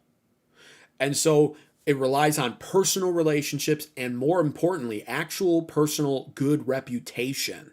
The reputation of the hawaldars and of the people engaging with them is fundamental. Not just anybody can be a part of this. You actually have to be a person in good moral standing with a good reputation who's built a personal relationship inside of this system. And the way that it works is cash is essentially given to a broker in one country. We could use Dubai as an example of this. Cash would be given to a broker who's in Dubai, and from there, that broker would call their partner in Iran, who then would pay out the equivalent amount of cash given to the broker in Dubai. But the cash that was given to the broker in Dubai never crosses borders. It never crosses Dubai into Iran, for instance. It's a phone call that's made, and there's hawaldars involved, and it's an honor system. And so because it never crosses borders, it sort of operates as a black market. It becomes harder to track down and trace, almost impossible, really. And that's how this works. The broker in Dubai basically takes the cash and then uses it to buy goods or services that Iran would need in this example, food or medicine or parts, etc. And from there, the partner in Iran then pays the local supplies with the Iranian currency, bypassing the banks and subsequently then the sanctions, SWIFT, etc. You don't need SWIFT if you're going to just not go across the border with these payments and use a black market method. So that's the problem. And Scott Bessent doesn't just openly, go into detail on this, but that's one of the things that he's mentioning, cash storehouses and etc. He's mentioning the black market and openly admitting in doing so to people, though most don't understand this, he's openly admitting essentially, like I said, that these sanctions won't work. And here's where it gets even worse for sanctions. Because, yeah, there's this black market, and it's a little convoluted, and it's a slow process as a result of relying on reputation and people, and you can't cross the borders with the payment, etc. Here's where it gets complicated for sanctions beyond that. Because China has recognized the issues with sanctions as well, and they also have created their own sort of payment system that allows them to bypass the sanctions and not be restricted inside of borders. Need to make payments across the border? Well, this is where cross-border interbank payment system comes in, CIPS, C-I-P-S. And CIPS bypasses SWIFT by basically allowing banks to send payment messages that wind up settling those with the yuan currency instead of US dollars, literally set up to oppose US dollars. So there are two different methods primarily in which these countries can bypass the sanctions. One because of China and one ironically because of India. Hawala handles the informal cash side of things, and CIPS handles the formal banking side for countries facing sanction pressure. It's two different methods, both can be used and both work. This is the actual problem with that. And then beyond that, this is where it also gets really tricky for everything, and why, again, I am outright stating that these sanctions won't work. Because not only is there hawala and SIPs, but then there's also the transportation method of these goods. We're looking for flagged carriers, essentially, under the Iranian flag, or subsequently any country that chooses to continue helping Iran. So China flagged vessels, Iran flagged vessels. We're on the lookout for those cargo ships, those oil tankers, etc.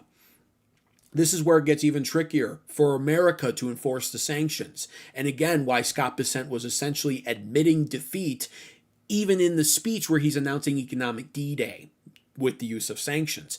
Because there's a shadow fleet that literally exists, and it's Iran's shadow fleet. And it's 350 naval vessels strong. 350 of them. And the shadow fleet essentially operates in a technically internationally illegal way. They will turn off their transponders. They operate in many ways out of the Strait of Malacca and in Malaysian countries. They turn off their transponders so they can no longer be tracked.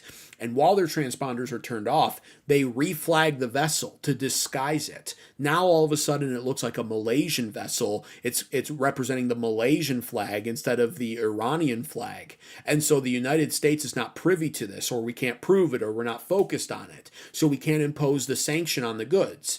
On board on that vessel, they'll even do things like dilute/blend the oil differently, even so that they can deceive everybody involved in regards to it. This all happens, and then they run the ship up that appears to not be an Iranian vessel, filled with their own goods to either import or export, depending. And we're none the wiser to it. And again, the problem is, how do you enforce this or prevent this?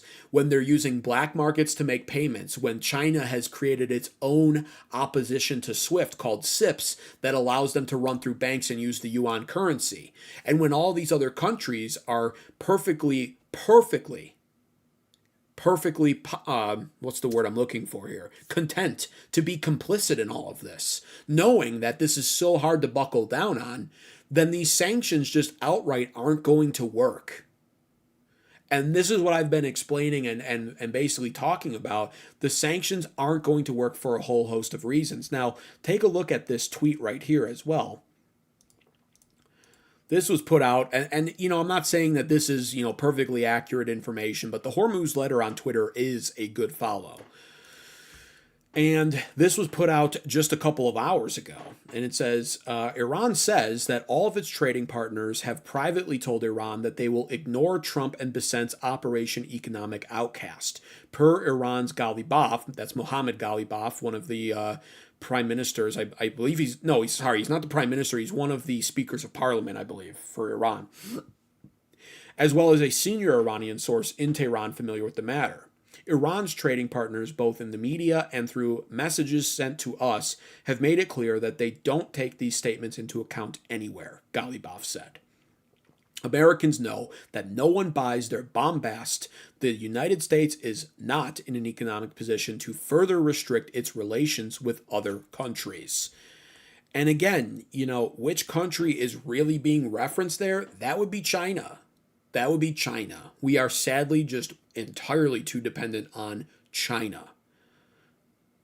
But here's the deal with this, and this is where I wanted to take this a step further, because most channels aren't even talking about this in the way that I just did, which is again why you should subscribe right now for information like this. Turn on post notifications when you do, so you're notified every time I go live. And you should of course also like the stream right now. That's free to do. You cheap goyim scum down in the chats there. You guys are poor. You can't afford to pay your super chat tariffs. You can't send me money for the pearls I'm throwing your way, you swine. But the least you could do is like the stream. It's free and it really does support the channel quite a bit. It signal boosts this channel out in the YouTube algorithm so that more people can stumble across it. So if you're appreciating this information, like the stream at the very least. But what I really wanted to get into with all of this is this whole sanction warfare. There's two main thoughts that I had here when it comes to all of this Iran war, how far it's been dragged out by the Trump administration with still no end in sight. with a new tactic that seems fresh and is being sold to the American people like it will work, when in all honesty, of course, it's not going to work. And it's not only going to fail, but it's actually going to harm the United States more in the long run, both economically and diplomatically going forward in the future. It's going to harm our global reserve currency, everything. It undermines everything. And in some ways, it risks the United States being exposed even more than we already have been throughout the course of this Iran war. We've been exposed already as being a country that is behind in drone warfare, behind in modern warfare, and a large, powerful nation with a large, powerful military and these massive naval vessels that have been rendered almost useless in the Persian Gulf region because of $50,000 drones and $200,000 ballistic missiles. We've already been exposed there. The sanctions are now exposing the weakening value of the US dollar and the weakening might of the United States as the world's global hegemon, able to enforce the sanctions and impose them. This is now exposing us in that regard as well, or potentially going to do that. Time will tell. But why is all of this happening, really? And that's really what I was thinking about all day long after listening to Scott Bessent's speech and going to work, etc. Why? Why is this happening? Why is this going on so long? Because this is what Scott Bessent had to say, by the way, in regards to all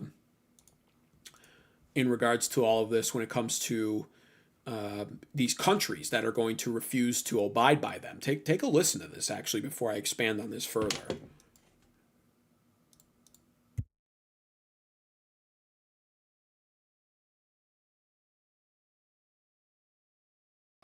For decades, this regime has drawn strength from a calculus that regards Iranian retaliation as certain and American enforcement as negotiable. Under President Trump, that era is over. To the ordinary soldiers supporting this regime, as more and more of your paychecks stop or are supposedly just delayed, ask whether your commanders are leading your country to triumph or to ruin. And recall that the Berlin Wall fell when ordinary soldiers decided not to shoot at their own people. So very clearly, he's using a Berlin Wall reference, and it's sort of a geopolitical game being played here, meant to be weaponized against the Iranian regime, because reports have come in suggesting that, of course, the IRGC right now is not being funded anymore as a result of Iran's economy definitely taking a hit, something that I've never pretended wasn't the case on this channel and openly have stated from the start. Iran is absolutely suffering as a result of this war. I've always just gone on to cite the fact that they are a nation of Muslim zealots dedicated to their now holy war, basically, against the United States after having been attacked by us unprovoked back on February 28th, where we saw a school of theirs be blown to bits, 140 injuries/deaths of their own school children, their entire government destroyed, their religious leader, comparable to the Pope, be literally killed at the advanced age of 80-something years old. Like, they're angry. And they're so angry that I don't believe that it will matter that the IRGC can't receive their pay. We're banking on essentially crushing their economy even more so and forcing the regime to crumble from within. If the IRGC gets fed up enough with not getting paid, they may turn on the Iranian government and create the fracture and divide that the Trump administration tried to sell us was a possibility all the way back in April, which at that time on this channel I of course set the record straight and said, no, it isn't. That's not happening. And fast forward from April to now, and it's been very clear that not only was that not happening, but like I said back in April, they're more unified than ever right now. Money could cause a problem, potentially. It is foreseeable. But the bigger picture in all of this is what I wanted to discuss here. Will this strategy work? I doubt it. I don't think so.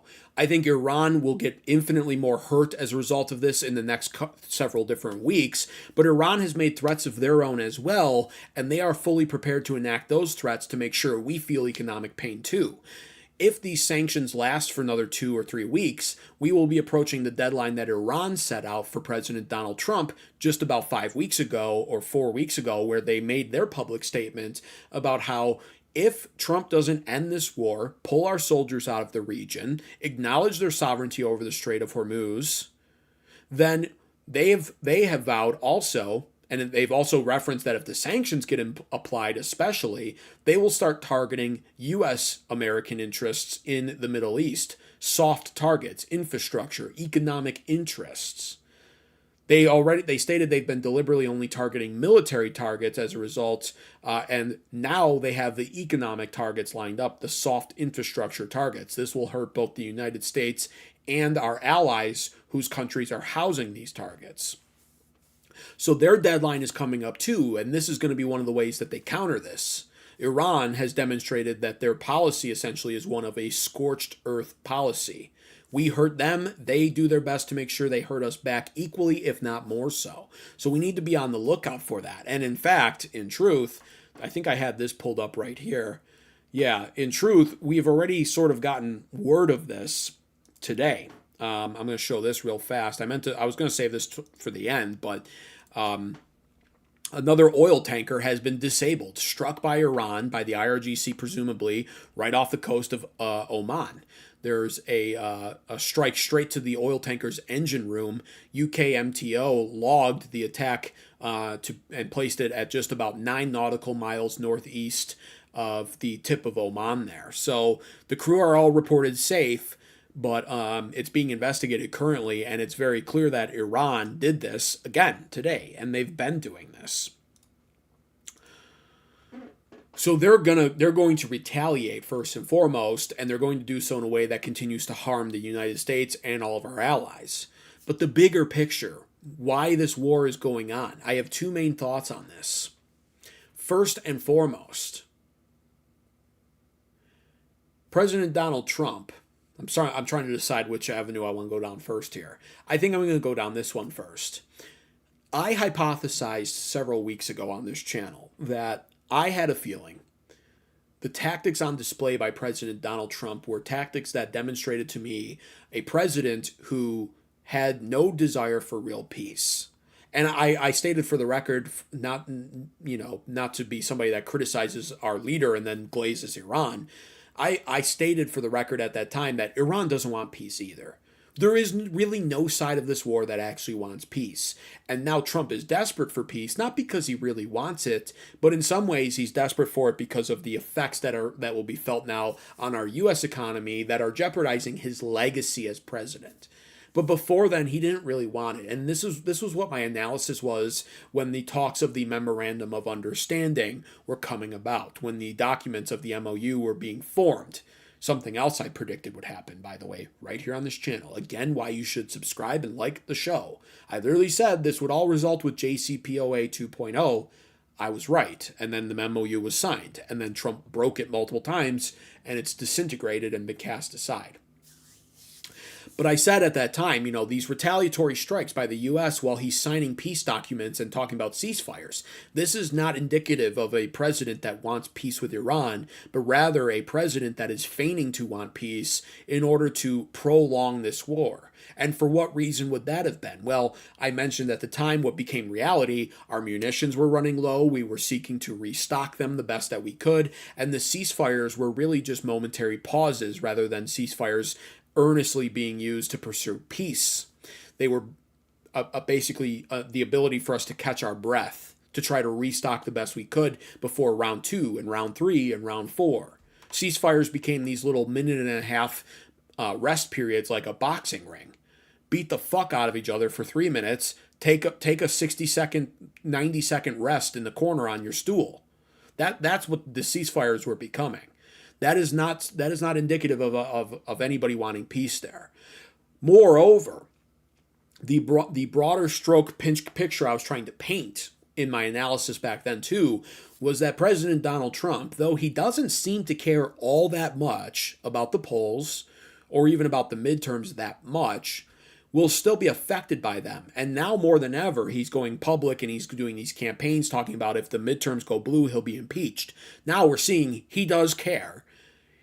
But he doesn't care enough to stop the war, which will ultimately be the reason why midterms go blue. Something else I've predicted on this channel, and it's only a matter of time before that is proven correct. I am of the belief that the House is absolutely going blue, and very likely the Senate will too. The Senate's it's a bit of a coin toss, but if I had to bet on it now, I would say the Senate goes blue barely, but does go blue. There's definitely a chance it doesn't.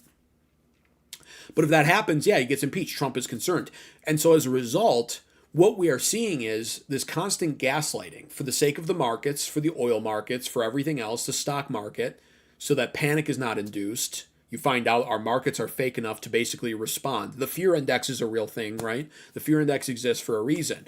And so for the sake of the markets and the investors, Trump has perpetually been promising, no, they want peace. We have a peace deal. It's almost done. They want peace. We've destroyed them. We've annihilated them. This gaslights the entire American public in every single way that Trump wants and needs us to be gaslit. It gaslights the media into reporting sensational news that isn't true but sounds good, which gaslights the American public into not, perhaps at least, demonizing this war as much as they otherwise would. It gaslights the markets and the investors into remaining more optimistic than they should be, which allows for the markets to limp on in only a damaged state rather than one of a collapsed state.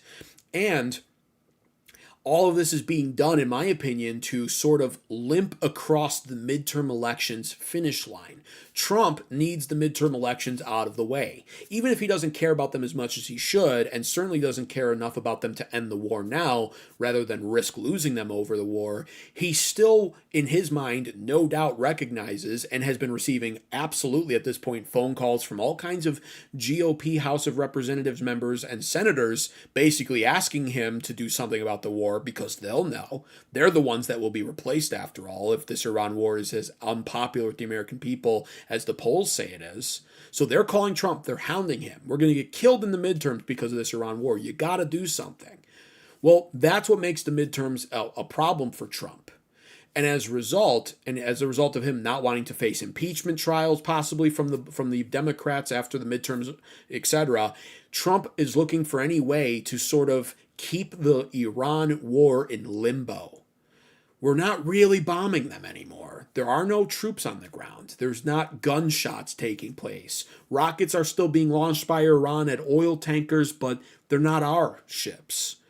There have been no deaths in many, many, many weeks now. There has been an upgrade in the casualty number recently, several hundred more added on, but no deaths in many, many weeks. We're not dropping a nuke on Iran and turning ourselves into a global pariah. And the tit-for-tat strikes have really come to an end. The grim reality is, of course, we can't really do those anymore. Our munitions are running out, etc. But it does look better, at least to Americans, and doesn't make the American people as stressed, which is good for midterms. So that's not happening, and we're in limbo because, in addition to that, Trump may want peace for the midterm sake and for his legacy's sake, but Iran won't provide it to him. And Trump, if he had his way, would find a way to conquer Iran, defeat them, to obtain victory for the sake of his presidential legacy. Trump is desperately looking for a strategic victory, and Iran is denying that to him. Iran doesn't want peace because they despise Trump now. They despise America. They want to actively ruin his legacy, and they've publicly stated that that is one of their main goals. Going so far as recently to say that if Trump won't surrender to them and abide by the Memorandum of Understanding and withdraw from the Persian Gulf, then they'll just keep the Strait of Hormuz shut down until 2029 when there's a new president being sworn in. They're perfectly content for that. In fact, in some ways, I believe Iran wants this war to go on more than any other country, even more than Israel, who's the third element in play here. Of course, Israel wants the United States perpetually involved in the Middle East because they feel safer when we're there, although they shouldn't at this point because we're running out of the ability to defend them anyway. And we've proven that we can't really attack as efficiently for them as they want. So we're not even that useful of a Shabbos Goy to them. But they want us in the region. And it only serves Israel's benefit. It only serves their interests more the longer we stay. Because Iran is hurting from this. So the more Iran hurts, the safer Israel feels. So Israel wants the war, Iran wants the war, and Trump may be desperate for peace, but he won't accept peace on their terms. So that only leaves him with the option of wanting war. But Trump can't fully prosecute this war right now with midterm elections being less than 70 days away now, is it? We're closing in on the 2-month mark. So boots on the ground is political poison. You want to drive a nail into the heart of the GOP proverbially, go boots on the ground in the next 3 or 4 weeks. You'll definitely make sure the Senate goes blue in doing so, along with the House. So that's what's happening. Trump is limping across the midterm election finish line, and that's what I believe is the real goal, because what will happen after the midterms, even if they go blue, that doesn't take effect until January of 2027. So midterms happen in November. That gives Trump a solid 45, 50, 60 days, possibly even, to fully prosecute an Iran war or go way harder on them, go out with a bang, grand finale status before January hits and Democrats take control, and then they can start possibly putting the brakes on this Trump administration. So that is what I believe is on the horizon, and that is why Trump has to continually gaslight with all of this. He's doing so because if he outright promises publicly, if you vote Republican in November, I won't get impeached, and then the next day, I am sending 50,000 ground forces in to Iran, boots on the ground. We will take Larak Island, Keshem Island, Karg Island even, and many more will go right up the coastline of Iran in a 5-mile perimeter, and then we will send the Navy in. If he does that, that's a for sure loss.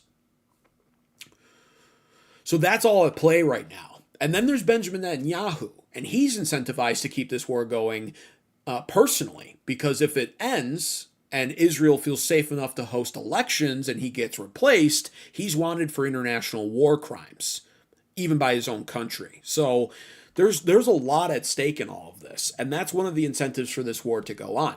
And that's one of the main reasons why I believe it's playing out this way. This economic sanction game is incredibly slow. The Trump blockade, incredibly slow. These methods work, but they're increasingly hard to enforce, and they don't work fast, and they don't solve anything long term. That's been the problem with both of them.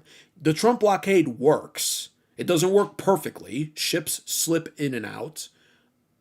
But it works, and it does choke off the strait more so, which chokes off Iran's economy. And sanctions work. Some countries will abide by them. This will hurt Iran. But it doesn't work quickly. And despite that, the problem is both of these things, the blockade and the sanctions, demonstrate action being taken, so it doesn't make Trump look as bad. He can say, well, we're defeating Iran, we just need more time. The sanctions are working, the blockade is working. And that's the justification for it all. And it's not violent. The blockade is not actively being fired upon, and the sanctions are purely economic. So that's what I see. Now, God forbid, and I hate to say that as a conservative, it pains me to say that even, but God forbid, if midterms go red, well, Trump now he can floor it. If midterms go red, the next day for sure we're seeing massive military action take place in Iran. There'd be no reason to even wait. So that's first and foremost. Secondly, what I also really wanted to get into here is the other reason why this is all playing out this way. The sanctions are really a big factor. It's really sort of a big tell-all in all of this. And I've dedicated other episodes to how there is a new world order forming in the world right now. A new world order is forming. Lines are being drawn and redrawn and erased and redrawn.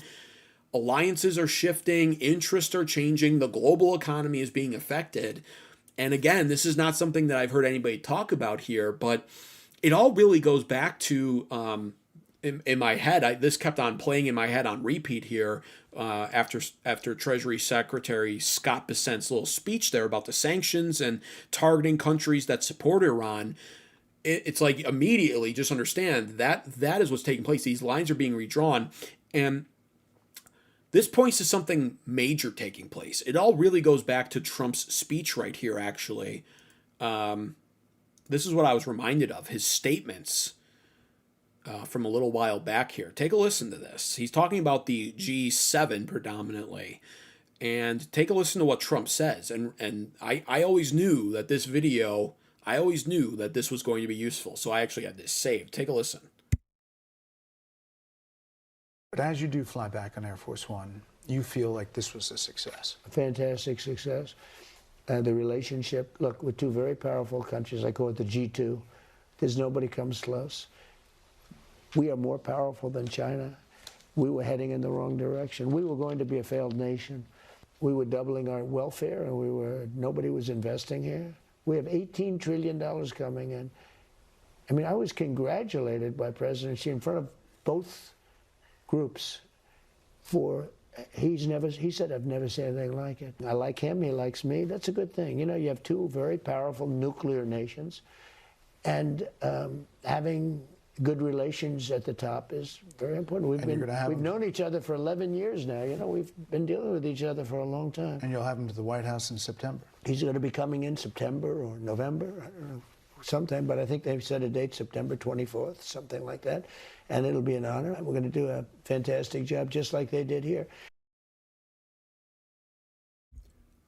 When he said that, I did an episode or a video on this because of how significant what he was saying was and how little people actually grasp that.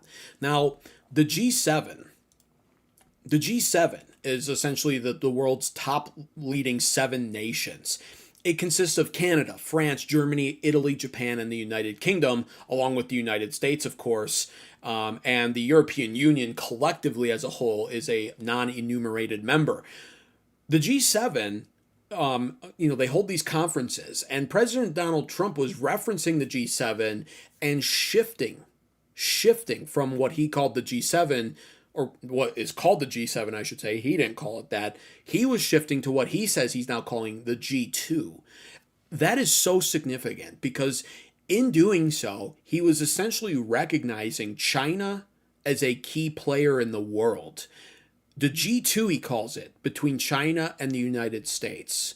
Just understand the significance of that. Trump, in that speech, was essentially openly acknowledging how radically the world is transforming economically and from a power standpoint. To acknowledge that really it all boils down to what he says, not a G7 but a G2, is to acknowledge that the world is truly approaching an era where it is becoming a bipolar world order. It's not unipolar, and Trump was almost admitting that there. Unipolar is how America chooses to view it. We, we are the world power. To say it's a G2 and to then subsequently admit that and imply it's a bipolar world, China is a competitor to us, is to acknowledge that ultimately the world is boiling down to which side you're on. And that's the lens that I view a lot of all of this taking place in. Just take the G7, for instance. Canada, France, Italy, Japan, the UK, and Germany. Let's just look at those countries and understand that they're all adopting different stances. Canada is attempting to become more friendly to China, and now Trump is re-engaging in a tariff war with Canada, which Mark Carney has openly stated is going to drive Canada further into the hands of China. Now, Canada, I don't care what people say about this, maybe in the short term, Canada can cause us economic pain. And yes, it's embarrassing for President Donald Trump to be stood up by Canada. We now have Ontario Premier Doug Ford threatening to cut off electricity to all of the northern states in America. That also runs down the Mississippi River to some degree. They'll have some effect there. And Mark Carney, he's going to want to buy electric vehicles from China, which will undermine our automobiles. And, he wants to basically sell more to China.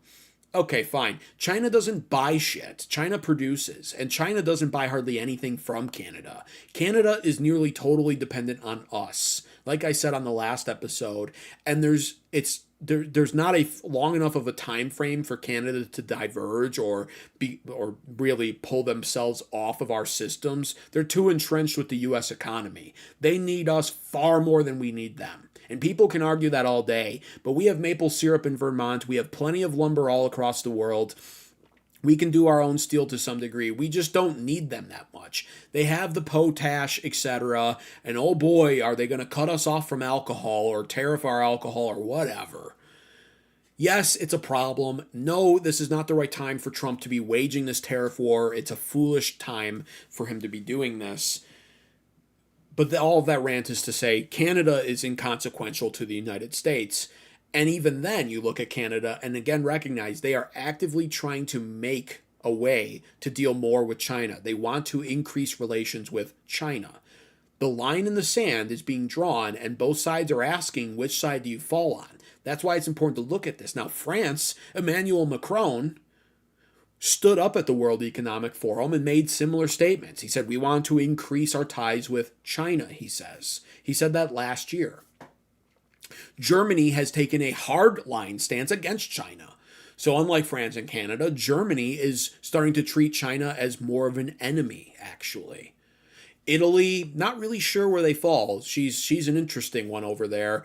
Prime Minister, what's her name? She's an interesting one, and I'm not really sure where Italy falls. I don't really see them as being super pro-China. And Japan, of course, has a long history with China that is interesting. Now, the United Kingdom, they're also looking to deepen their ties with China, including allowing a Chinese embassy to be built next door to one of their national security buildings. All of this is to say, this war is being drawn out. Trump calls it a G2 now, bipolar world order. The sanctions themselves and the secondary sanctions are furthering, they're further deepening the line and the demand to pick a side. In combination with what's happening in the Middle East with Iran, we are flustering the global economy because of this war. It's straining a lot of our allies' global economies, which is definitely angering them. They're going to sour on us more, and they're ultimately going to pick a side. And that's what we're seeing, and that's really how you have to look at this.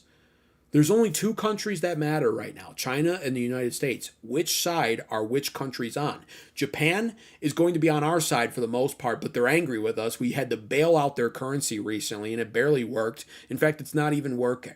And Japan is next door to China. They want to rely on us. They need to rely on us more, but are we reliable? If we do stuff like this that crushes their currency, and if we pull our defense systems and aircraft carriers out of the Indo-Pacific, where we keep an eye on North Korea and China, and we move it into the Middle East at the request of Israel?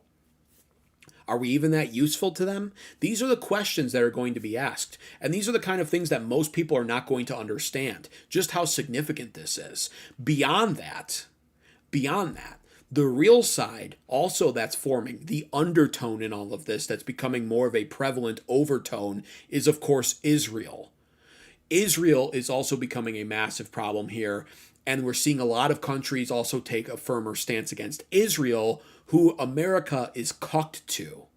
And so the undertone being Israel is one of the largest problems as well. Italy is becoming more hostile, way more hostile to Israel. So is Spain. So is Mexico. I believe Prime Minister Mark Carney made a statement against Israel's actions in Gaza. I believe at the time Keir Starmer did something similar over in the UK.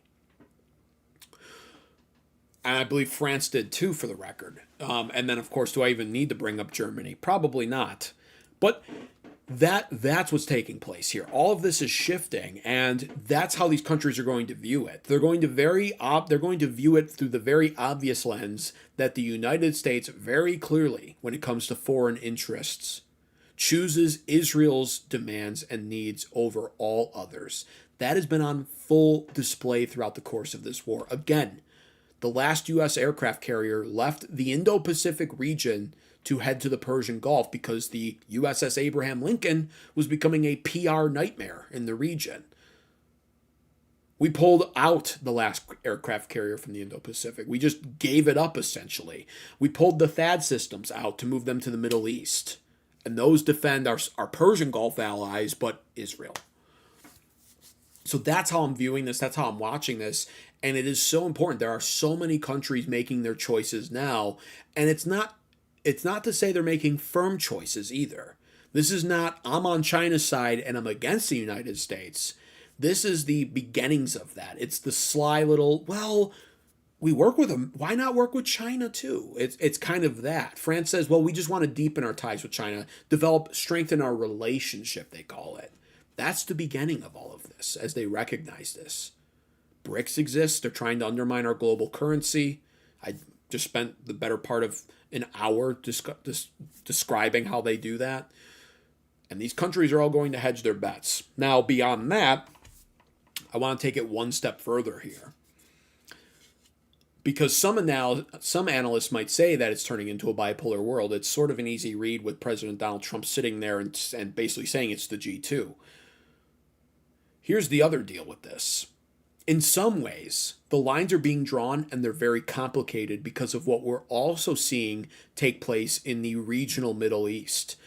The trilateral Mecca Defense Pact now. Pakistan, Turkey, and Saudi Arabia. This is also shifting things.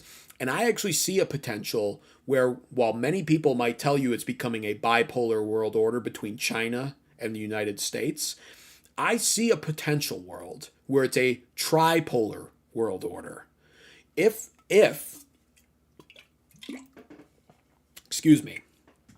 some of those rumors come true that I reported on when it comes to Mecca NATO, we call it, Pakistan, the nuclear power, Saudi Arabia, the oil-rich power, and Turkey, the military might, if these countries form together and Greater Turkey becomes a project to combat Greater Israel, and they wind up recognizing and fully openly acknowledging the true purpose of the Mecca NATO, which is not purely meant to be a defensive pact, it's meant to be a defensive pact against Israel.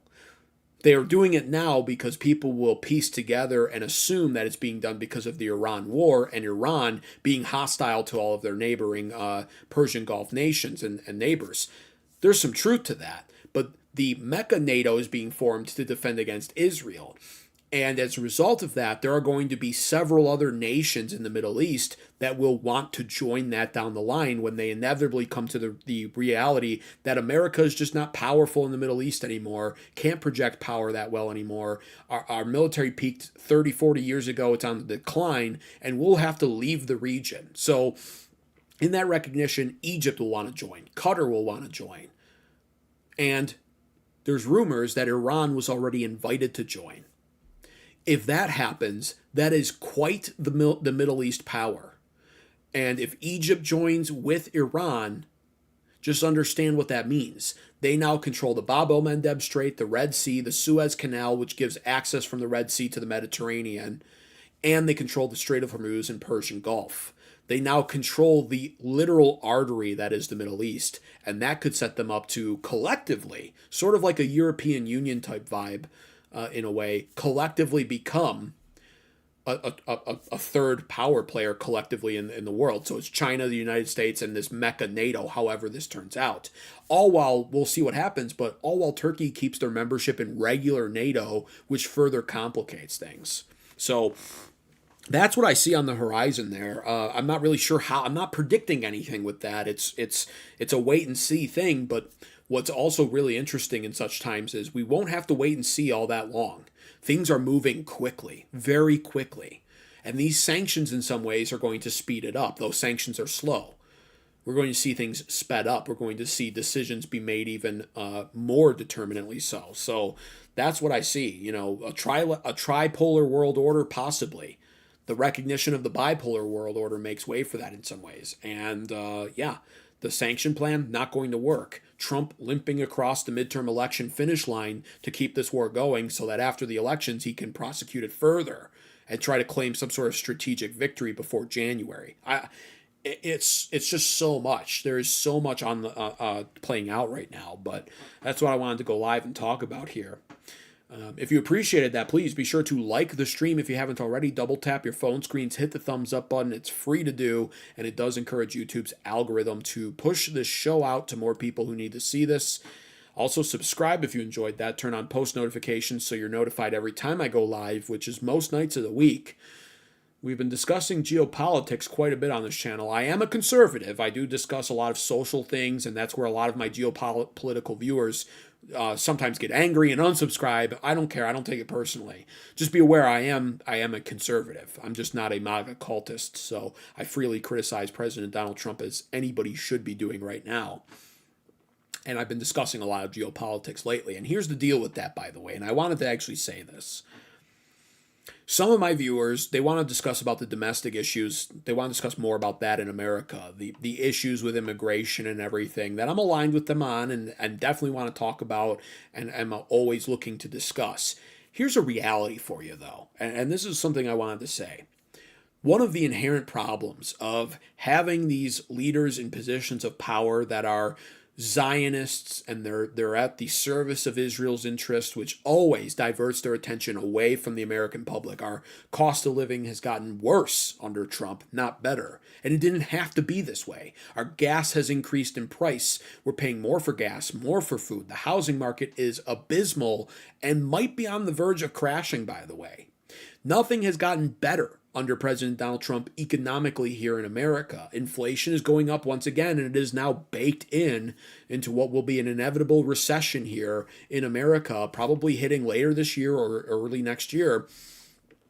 The problem is Israel and their foreign influence in our politics distracting our president and our leaders from serving we the people domestically. And here's the real shame in all of this. Trump is now so distracted with this Iran war that he's not focused on us. And even when he's asked about it, you're going to hear this soundbite played in the coming weeks. Sir, how often do you take the financial situation of the average American into account before starting things like the Iran war? Never. I never even think about it. Honestly, it's not even a thought. Iran cannot have a nuke. That's not a direct quote, but that's literally basically what he said. That's going to be clipped and used in the midterms against the GOP. That's the real shame here, because Trump's opportunity, his window of opportunity to actually give the Republicans a good name and deliver on what he promised, is essentially closing. It's done. We are now almost 2 months away from midterm elections, and as a result of this war, which simultaneously has almost all of Trump's attention and also has been the worst possible thing for Trump and is going disastrously, which ironically is going to make everything worse for the Republicans. He's put all of his attention into the Iran war and it's going terrible. He's literally failing.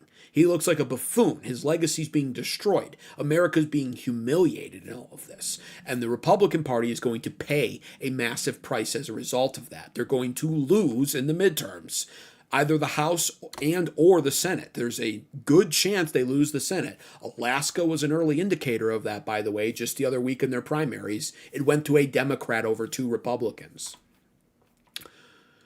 Understand what that means. Trump's already distracted with foreign affairs in the first 2 years of his presidential term, his second term. Those are the 2 years where the American people collectively decided to give him power by giving him the executive and turning the House and the Senate red. Trump has control of the Supreme Court technically. They do side against him a lot, but it is a predominantly red Supreme Court. The Senate's been red. The House of Representatives has been red. He has had basically permission to do whatever he wants to fulfill his campaign promises. And along comes Benjamin Netanyahu in Israel, and they say, not so fast. Back to the Middle East you go, goy. Miriam Adelson gave you $240 million, goy. Remember that?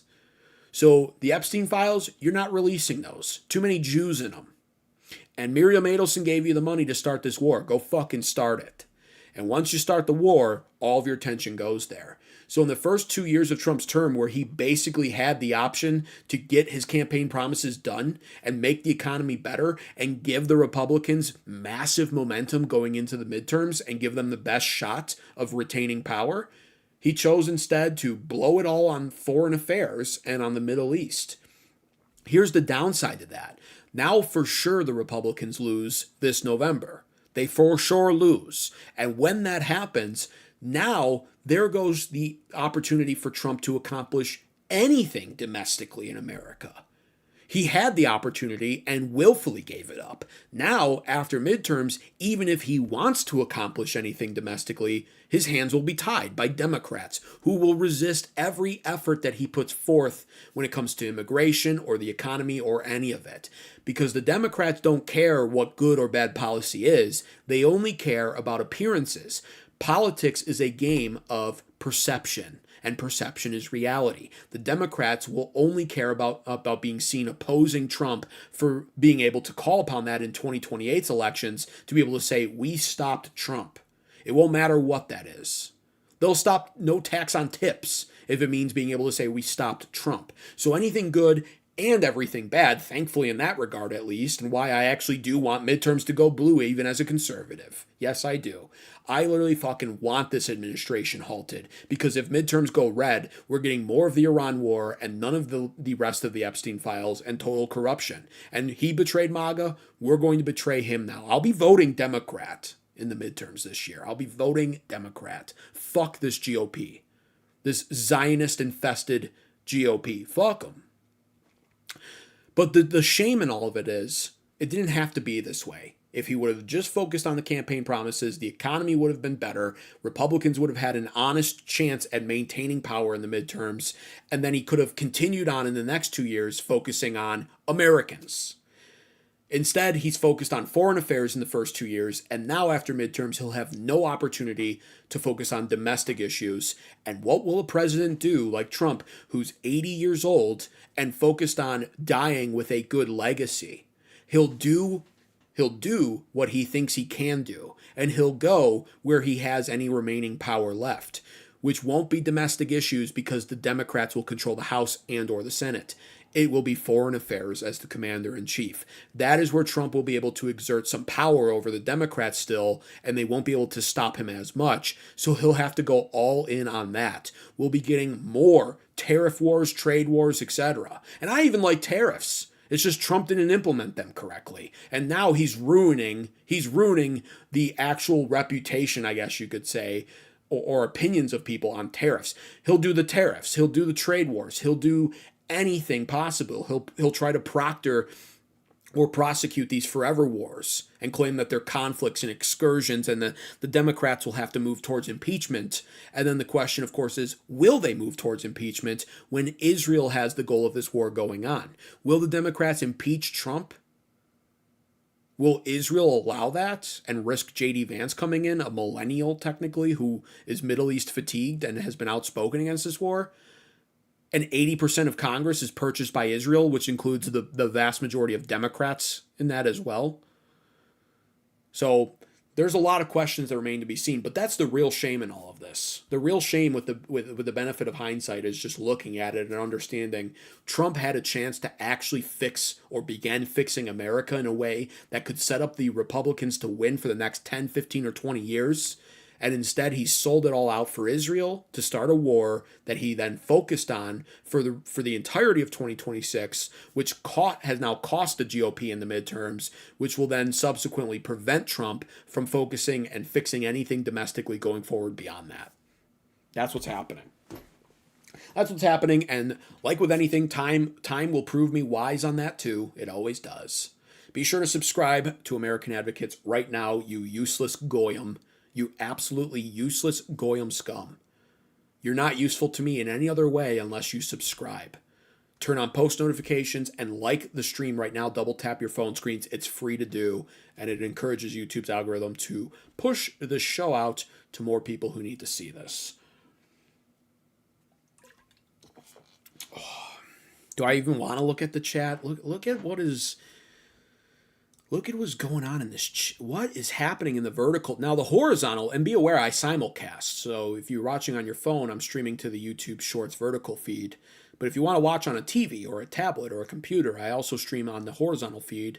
You can see both of those streams happening at the same time on my channel and pick which one is the best format for you.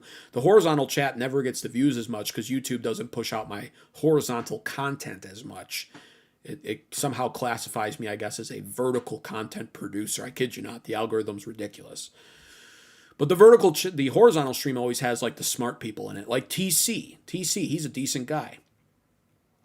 TC says, I'm fairly well read on this topic and must say you are doing a really good job describing the current situation. I really enjoyed your description of how this affects the U.S. currency. Thank you, TC. I appreciate that. To be honest with you, I'll be straight up with you. There is so much, when it comes to the global economy, there is so much I know, but even more so stuff I don't know. And there are probably, truthfully, are better. I won't, in a rare moment of true humility, I will say this. There are probably channels out there that are strictly financial channels that know a lot more about it than I do.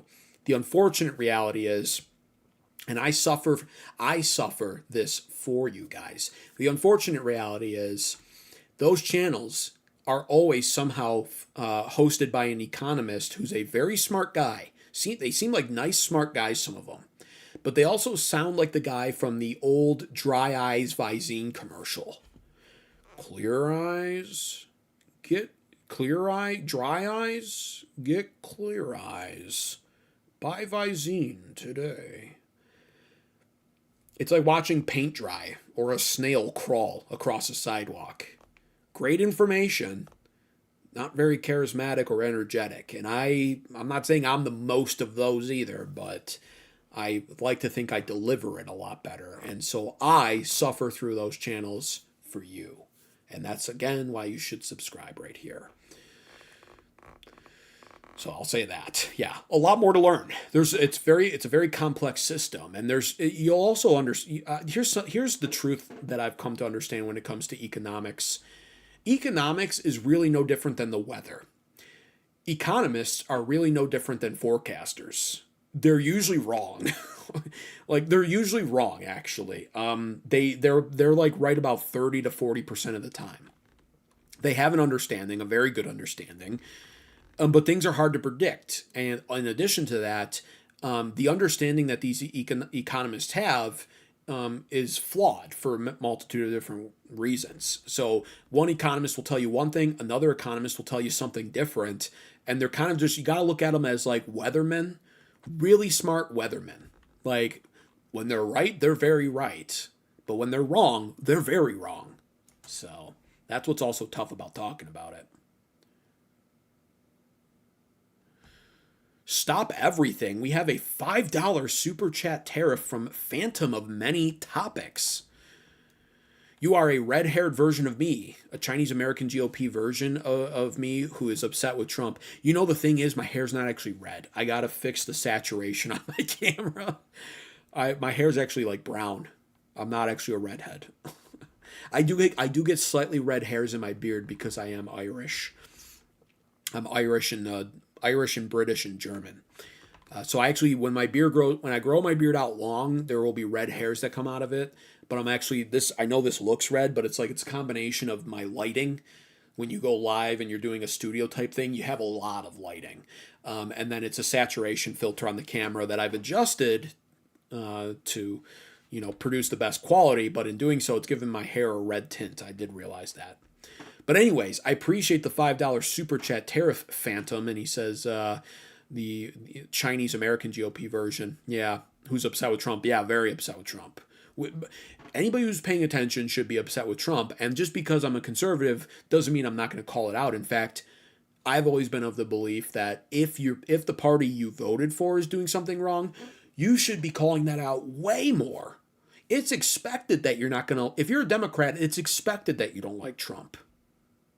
If you're a Republican, it's not expected, and therefore it actually carries more weight when you say something. It's actually like a responsibility. It's called having standards, and it's really called not viewing politics like team sports.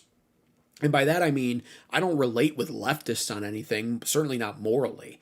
But what I mean is, people who advocate for a third party are doing so without the understanding that, truthfully, the American people are the third party, and we're the largest, most predominant party. We're the party that matters. We're the party that the other two are supposed to cater to and represent. And if you place your vote on a Republican who then gets into office and breaks his promises, of course the Democrats are going to complain, but they've always been complaining about that. They're complaining about everything he does. It's the Republicans that should be speaking up and saying, wait a minute, what the fuck is this? I didn't vote for this. And you should be using your voice to apply pressure, if possible. And you can argue how possible that is when there's tons of foreign influence money funding these decisions and possible blackmail to incentivize that their agenda is fulfilled over the will of the people. But that being said, that doesn't change the fact that as we the people, it is our job to voice our dissatisfaction with our elected leaders. This is not the NFL. Republicans are not, the Miami Dolphins or the New York Giants or, the Panthers. The Republicans are a bunch of politicians. They're weaselly politicians. Same with the Democrats. They look like mice and rats because that's what they are, all of them. And they will find any way they can to hold on to power But the whole point of the system is to grant them power and give them that privilege because they appeal to the people. And if they're not doing that, it's on you to call them out, especially if it's on the political side of the aisle you predominantly support.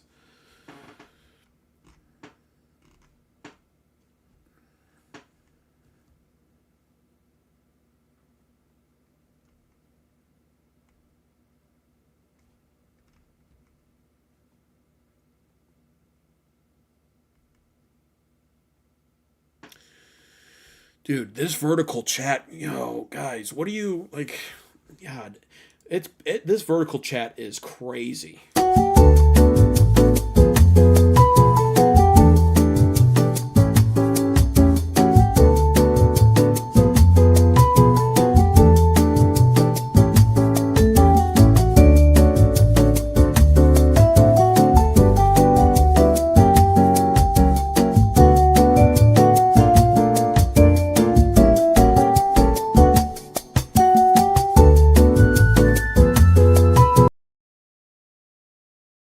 Like, none of you, so many people in the vertical chat, they think they're funny. They think they're funny. They think that they're original. Like they like they're so unpredictable and oh, that's so original. I've read all of these chats before. Actually, I haven't read this one from Compost Men. Hitler had hair like yours. Did he really? Did Hitler really have this? Did he have all this hair? Really? I didn't know that.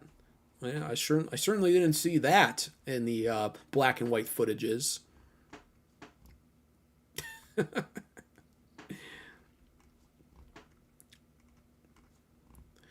Yeah. The Goyim deserve to be enslaved. The vertical chat always the horizontal chat is the white pill on my channel. I look at my horizontal live stream and the separate chat from that, and it's always the smart people. They have the patience to watch long form content. They're always well informed, and they leave really smart stuff. And then you just look at the vertical chat, and it's all of you dopamine addicted YouTube Shorts viewers who for some reason are literally on YouTube at 2 a.m. when you should be asleep getting ready to go to your goy job the next day and be a productive member of society. And you're doom scrolling on YouTube and you stumble across this stream where I, your intellectually superior, am literally throwing you all kinds of pearls. I am casting these pearls out. And it's unfortunate that so many of them are landing at the feet of swine, like many of you in the chat. It is crazy. It is crazy. So people are like, is this Diddy? Actually, yes. Actually, yes. Biden printed more money than anyone. So far, give Trump some time. And I ranted on that when Biden did that too, by the way. Quantitative easing. What a fucking scam.